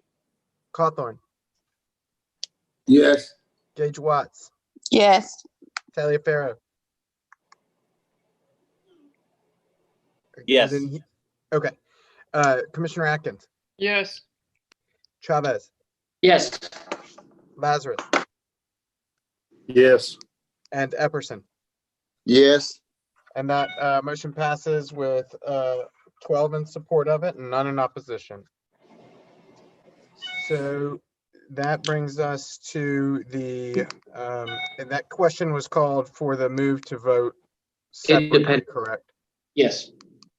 So that is where we are now, is the substitute motion from Commissioner Chavez to separate the two and vote on them separately. Okay, Commissioner Hopkins, Yes. Commissioner Johnson, No. Commissioner Jackson, No. Commissioner Young, Yes. Commissioner Burrell, No. Commissioner Cawthorn, No. Commissioner Gage Watts, No. Commissioner Taliaferro, Yes. and Commissioner Atkins, Yes. Commissioner Chavez, Yes. Commissioner Lazarus, Yes. and Commissioner Epperson. No. That motion does not carry. It's a 6-6. 6 in support and 6 in opposition. Now we vote for the englobo in advance. And so we'll start Commissioner Hopkins, No. Commissioner Johnson, Yes. Commissioner Jackson, Yes. Commissioner Young, Yes. Commissioner Burrell, Yes. Commissioner Cawthorn, Yes. Commissioner Gage Watts, Yes. Commissioner Taliaferro, No. Commissioner Atkins, No. Commissioner Chavez, No. Commissioner Lazarus, No. and Commissioner Epperson. Yes. Motion passes with 7 in support and 5 in opposition. We're getting a Fort Epperson. All right, moving along, Mr. Everson. I don't need that. This brings us to old business, where we have a confirmation appointment to the Zoning Board of Appeals. This is one where you had 3, you initially had 2 candidates, you added a 3rd candidate and then postponed it to this meeting. And so that's where we are now. You're to select one. Okay, Mr. Everson, do we have, I see you, Mr. Everson, got you, Mr. Jackson, just to clarify, do we have one spot vacant or two? There are 2 vacant spots, though before us today is only a confirmation to appoint to one of them. Got it. I'm I sure a got- substitute motion could be made. I see Commissioner Jackson on the board and then Commissioner Everson. I was gonna make a motion to appoint Mr. Alan Berry to the ZBA, or reappoint Mr. Alan Berry to the ZBA. Second. Second. All right, I got a motion from Commissioner Jackson, second by Commissioner Watt. Mr. Jackson, would you like to speak on that motion? No, sir. All right, I got Commissioner Everson, you are on the board next, and then Atkins. I pass. Okay, Commissioner Atkins. Thank you, Mr. President. As I've said before, Mr. Berry has been on this board for 12 years. I appreciate his service, but I think it's time to allow some others to rotate in and serve. There are other people who are capable of serving in this role. And although Mr. Berry feels like the current board is not experienced enough to handle this duty, if he weren't just sitting as the chair or sitting as a member, I feel like there's sufficient skills on the board currently to move forward in a positive direction. Thank you very much. Thanks, Commissioner Atkins. Commissioner Hopkins. Yes, I'd like to make a substitute motion to put Mr. Allen Berry, reappoint Mr. Allen Berry, and to appoint Huey Horn to the other position, filling both positions vacant on the Zoning Board of Appeals.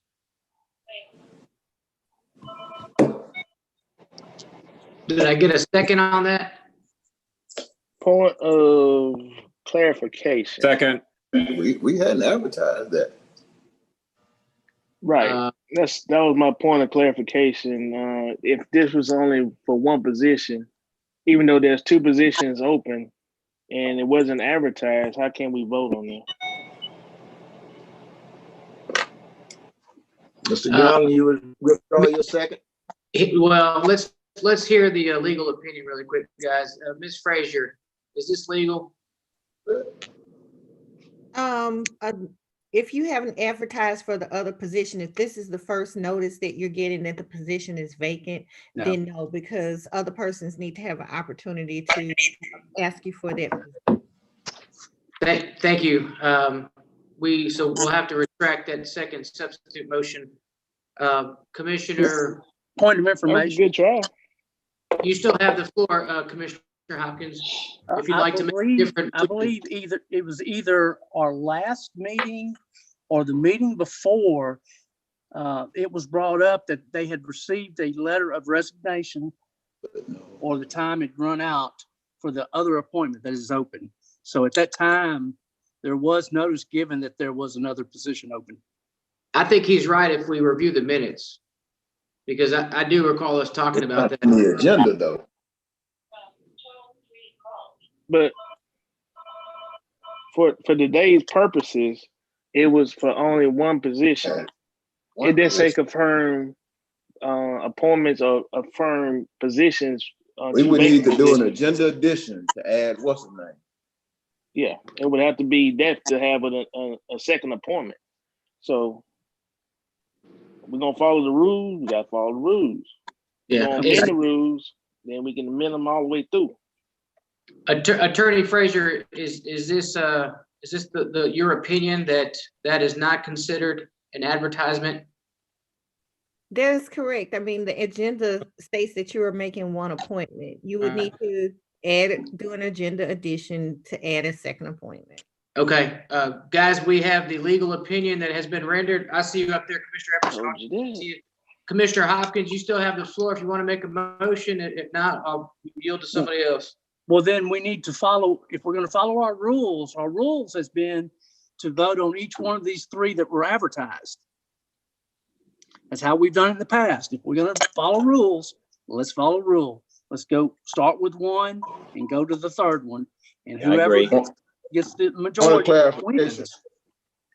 All right, you got a point of clarification. I'm finished. What we have done is we voted to set rules we voted to set the rules first. Then, so there's really no standard method for how we go about it. We just always had it practice. So I tell you what, I'll withdraw my motion, and if it's going to Commissioner Jackson is correct on that. Typically, in the past, we would vote on setting the rules on how we were going to do it, whether it be plurality or process of elimination. He's retracted his, so we have all three on the board. What we can do, guys, I'll make a motion that we do what we typically do. We have three names. You have one vote. We will go down the list, starting with Alan Berry. If you want to vote for Alan, you vote yes. If you want to vote for Huey, likewise, James, you save your yes for that candidate. Whoever has the most votes at the end tally will be the new appointee. If I can get a second. Second. All right. Mr. Everson, go to the list, please. Remember, commissioners, you have one vote. Okay. The first person we'll consider is Mr. Berry. And so Mr. Hopkins, Mr. Johnson. Yes. Mr. Jackson. Yes. Mr. Young. Mr. Young, I didn't hear you if you responded. Mr. Burrell. He's muted. Mr. Burrell, can you? Yes. Okay. Mr. Cawthorn. Yes. Mrs. Gage Watts. Yes. Mr. Taliaferro. Mr. Atkins. Mr. Chavez. Mr. Lazarus. And Mr. Epperson. Yes. Okay. Now we move on to the candidate, Mr. Horn. Mr. Hopkins. Yes. Mr. Let's see, Mr. Johnson has already voted. Mr. Jackson has already voted. Mr. Young, I didn't get a vote from you yet. If you are on the line. Okay, Mr. Burrell and Cawthorn have already voted. Mrs. Gage Watts, Taliaferro. Are you there, Commissioner Taliaferro? I'm here. Okay, got it. Just want to make sure. And Commissioner Atkins. Yes. Okay. And that Commissioner Chavez. And Commissioner Lazarus. Yes. Commissioner Epperson has already voted. I'm sorry. Sorry, guys, this plurality is a little tougher when you don't have a voting booth. Right. but we're now on Mr. Karstensen, and I have two who have not registered to vote yet. Mr. Everson. On the information. Alan already They has already six. got a seat. He has a He has a Correct. majority. He's got it. It Well, sounds like Mr. Berry got it already. Alan has 6. That's correct.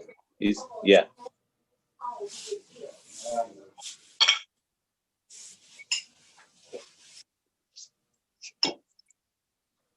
Okay. We're So moving on down. moving on to the next is new business. Under new business, we do have the to confirm reappointments to sewage district number 8. The reappointments of Mr. Miles Turner. Got a motion by Commissioner Everson, second by Commissioner Cawthorn. Please vote. Who was that second again? Cawthorn. Burrell.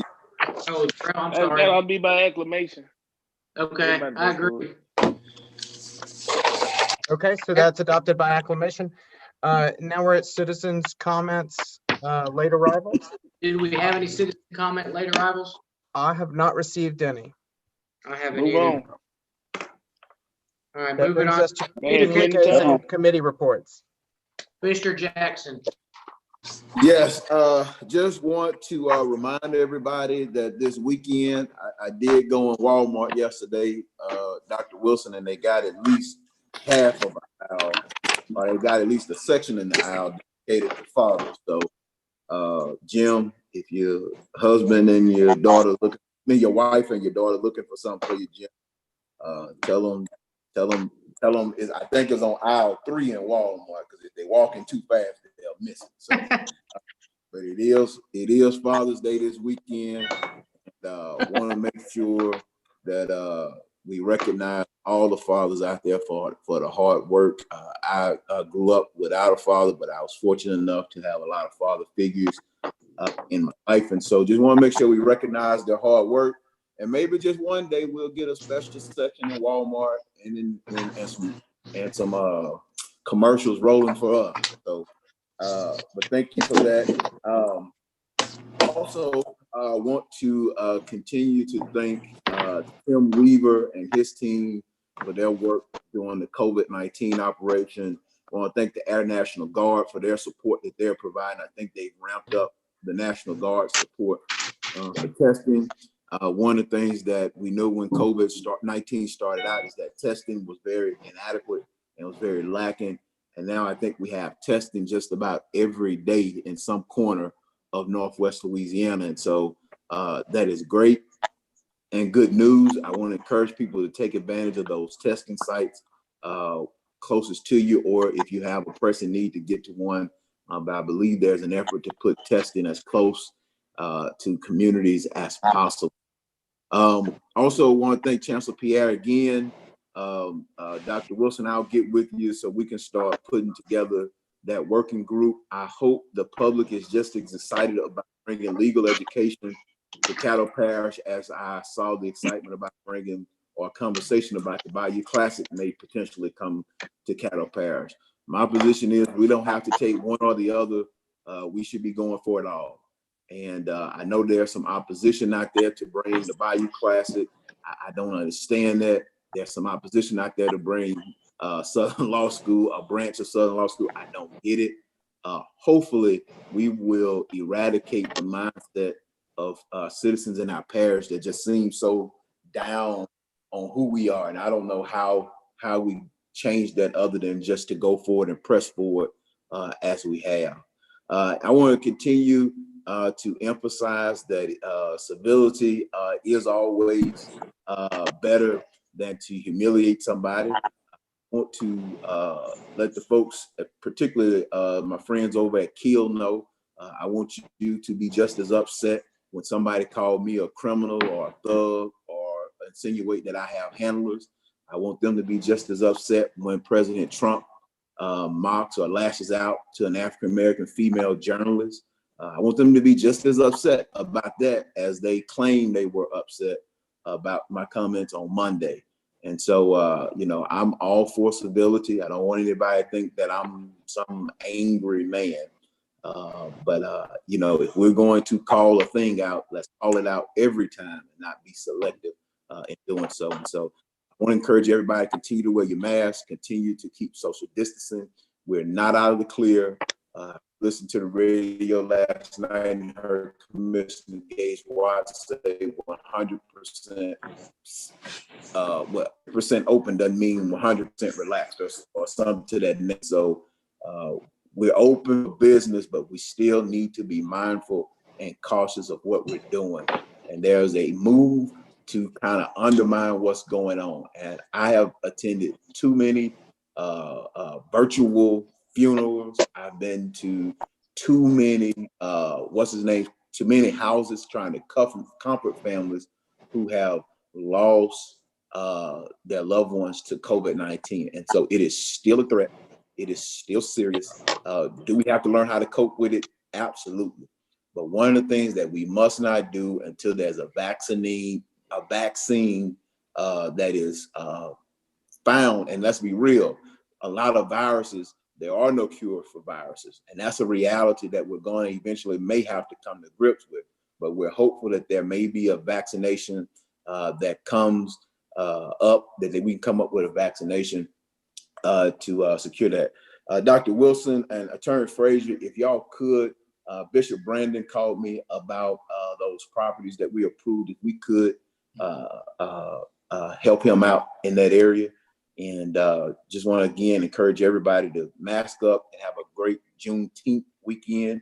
Please go out and support our local Black-owned businesses. Take a picture, put a hashtag on them, and support them. If you've not been to some of these areas, Commissioner Atkins, go by Cat Daddy's Cafe. I hear you like to go.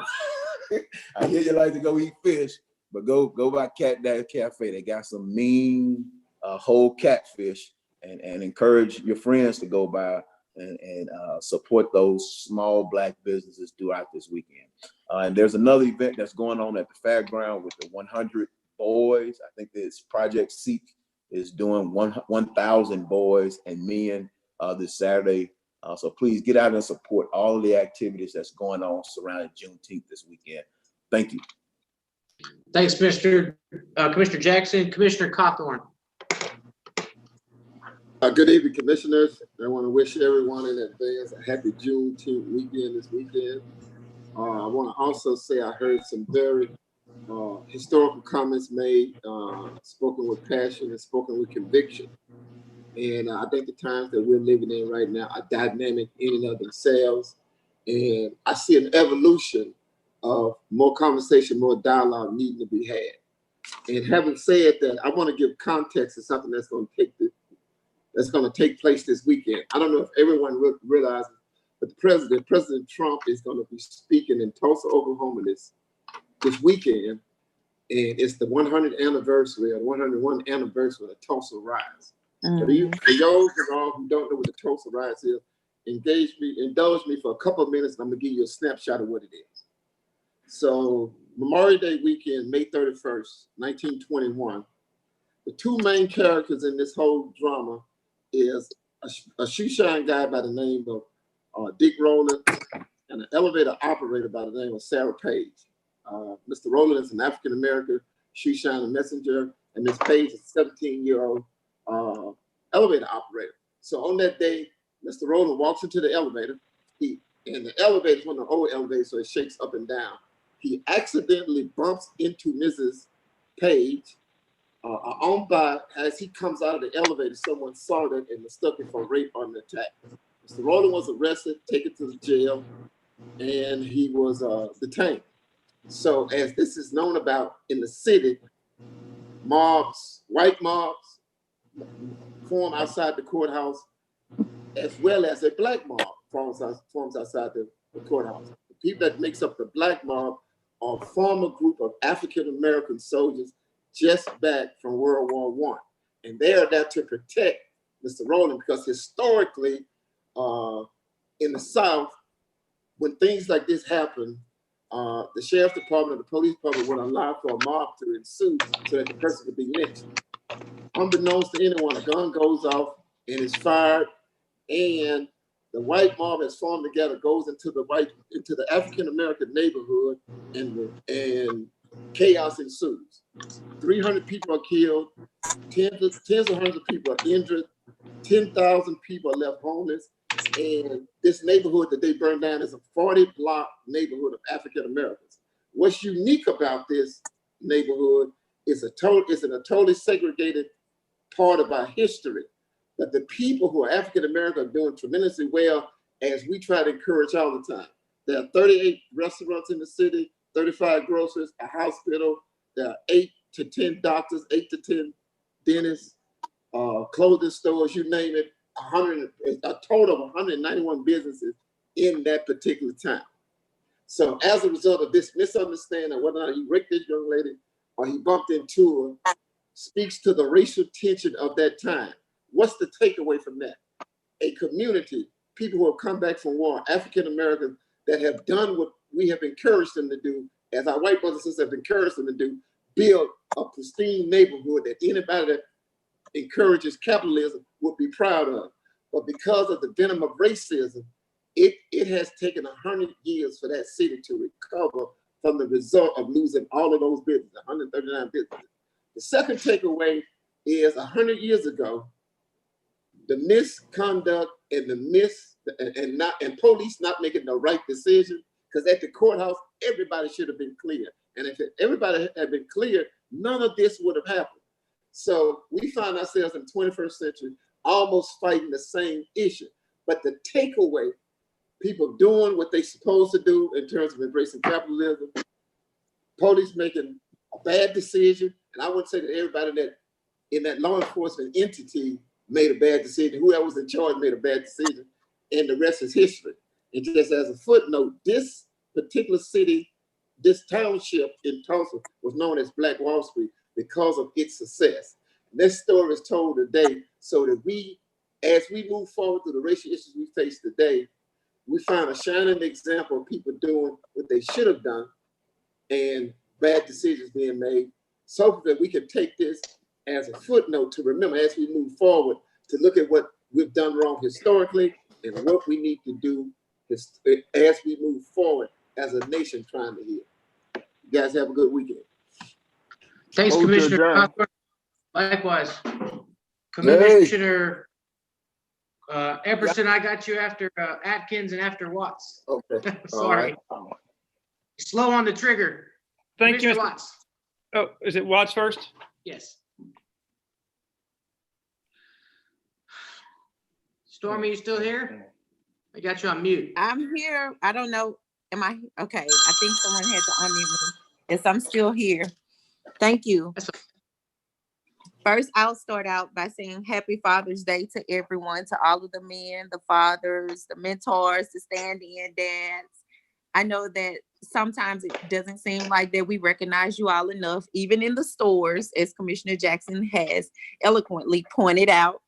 But we know you don't like all of the mushy stuff, but we'll still celebrate you anyway. So I just wanted to express sentiments of a happy Father's Day weekend to you all, to all the guys. I also wanted to wish everyone a happy Juneteenth on tomorrow. Magnolia School of Excellence will host a community COVID-19 testing site from 9 to 4. There's so many things that are going on the entire weekend. And I think that Commissioner Jackson mentioned Project Seek at the fairgrounds. And there'll also be so many resources there that they will have, including community testing. I would also like to say that this pandemic is not over, and you should not stop practicing safety. You should not stop wearing your mask. You should not stop practicing social distancing. Washing your hands is very important. Even if you're sitting in your home, it is good practice to get up and wash your hands at least once an hour with warm soap and water.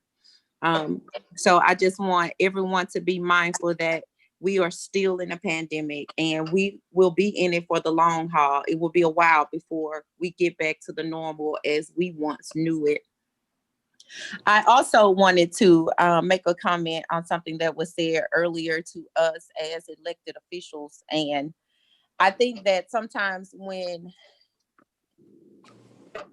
citizens speak to us, that we should not be treated as citizens first.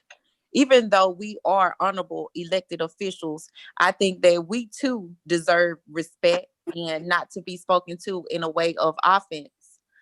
There are so many things that I could say, and I think it's a lot of things that has been said on today in reference to it.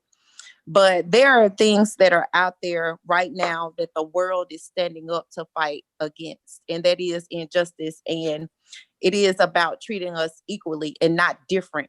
So I'm asking the public to also think about that as we are carrying through in some of our darkest hours. We understand that it's not the time for silence for any of us. But I do believe that this pandemic has the ability to bring us closer together than we've ever been before. But it's only if we decide to work together, because we all deserve something better. So we're here to listen to you, but there is a way and there's a tone in everything that you can say to us, even as you stand before us. So it's unfortunate that we can not just disagree to agree, and not in civility, I should say. We should still be respectful towards one another. And I often say that that's one of the things that I love about being on this commission. We still respect one another at the end of the day, but we also deserve the same respect from those citizens. So I just wanted to say that, Mr. President, because you said earlier some things that I thought that we just need to reiterate also. And no one has ever came to my defense as being the only woman on the commission when there has been things that were said, to me. And so it's not about just tough skin. It's just about respect. And I think that when we are in those moments that we should all remember that we have to evaluate ourselves and ask, are we doing what's right? Are we living up to the morals that we have been taught? Are we unifying or are we dividing? So let's not just talk about it when it's popular, but practice it always. That's pretty much the end of my comments, and I'll hold the others to later. Thank you. Stormy, well said. Thank you for that. Commissioner Atkins and then Commissioner Epperson. Thank you, Mr. President. I wanted to compliment Commissioner Epperson and Commissioner Young in trying to move towards a bipartisan resolution on resolution number 43. If we had been able to get the bipartisan language into the title, and if we had been able to get to a point where we actually removed the attachment, then I could have voted for it. I was trying to get us there, but we voted to move on before I could bring up that proposal. So we were trying to move in a positive direction. The resolution passed anyway, I believe, but I could have gotten behind it if we had had a little more work. Thank you very much. Thanks, Commissioner Atkins. Long awaited. Commissioner Epperson, you have the floor. Like to thank Mr. Alan Clark. Brother Clark, you still with us? He is. I want to thank you for helping me out on that situation. Want to thank Mr. Clark for helping me out on that situation at Alma Street. We have a beautiful new home that's coming up front in Jefferson Page and the side of Alma Street. And you resolved the situation between the lady and the new occupants. And look like that home is valued at about over $350,000. So that's definitely going to help the neighborhood. And I appreciate the way you worked with her, and she was very happy with the way that we resolved that issue. Also, let us not forget June the 25th was the beginning, in 1950 was the beginning of the Korean War. So when you see some of our old buddies coming and walking around with the Korean hats on, pat them on their back and tell them we appreciate it. Not that many left now. Also, I appreciate Mr. Carthon's historical perspective on that place. I'd heard the word being tossed around, and I emailed him the other day and asked him about it. I would like to, all the people that's listening, as well as my fellow colleagues, if you would like to read, I'd like for you to Google Sergeant Isaac Woodard. Sergeant Isaac Woodard. Google Sergeant Woodard and read about him. And also there's a book that I would like for you all to purchase and read also. My third grade teacher used to always tell us, after she put that old tie strap on our behind, if I want to keep you dumb and ignorant, I'll put it in a book. This book is called The Double THE DOUBLE V. V as in Victor. I'd like for you to get that book and read that. Also, I would like to thank General Russell, Lieutenant General retired Russell Honore, United States Army. I consulted with him on my resolutions. He gave me some good information, and we walked it all the way from Baton Rouge all the way up to Washington, D.C. Bipartisanship is what we are looking for. I think with what has transpired, with all the protests, which were heavily influxed with Caucasians, with Latinos, with everyone, it is time that we take a serious look at these things. Our alcoholic beverage committee met the other day. I think we were very judicious and rendered equal justice with the clients that we had. So I appreciate that. And I'll close with Reverend Wilbert Dawson. Body is at Heavenly Gates Funeral Home. So if you contact Heavenly Gates and find out when this proceedings will be, we know that it's not a whole lot of people invited, but you may want to send a card or either contact some of his sons. Thank you all very much. God bless you. And the COVID is real. It's real. We'll be burying my first cousin this weekend, and also my mother was cleared 2 weeks ago. She contracted it. So this is for real. Mask up and please obey the warnings. Still some more to come. Thank you all. God bless. Have a good weekend. God bless you, Commissioner Epperson, and happy Father's Day.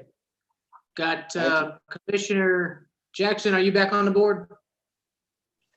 I still got you. Yes. Move to adjourn. No, I had one thing. Hold on, guys. I still have two more commissioners that would like to speak. Okay. I I just got had one. Yeah, second time around. Commissioner Jackson, did you, okay, so Watts. I don't think you want to Yes, say. it'll be very quick. I forgot to mention, I normally do a resolution for June 19th also is World Sickle Cell Day. That's also a great day for African Americans to know their status. So if you don't know if you have the sickle cell trait, or if you're thinking about getting married and starting a family, you need to know if you both have the trait. Everyone knows what sickle cell means to me and why I advocate for it. I am a sickle cell trait carrier and I have a son who has sickle cell disease. Outside of that, it is a very rare disease that affects mainly African Americans. So on tomorrow, as we're celebrating, also think about doing something physically that can help improve the African American population. Think about getting tested and know the facts about sickle cell disease. Thank you. Thanks, Commissioner Watts. I show no other commissioners on the board. I'm on the board. Mr. Talaferro. Talaferro, go ahead. You muted, Mr. Talaferro. Tell him he's muted. Jim, you muted. Me out.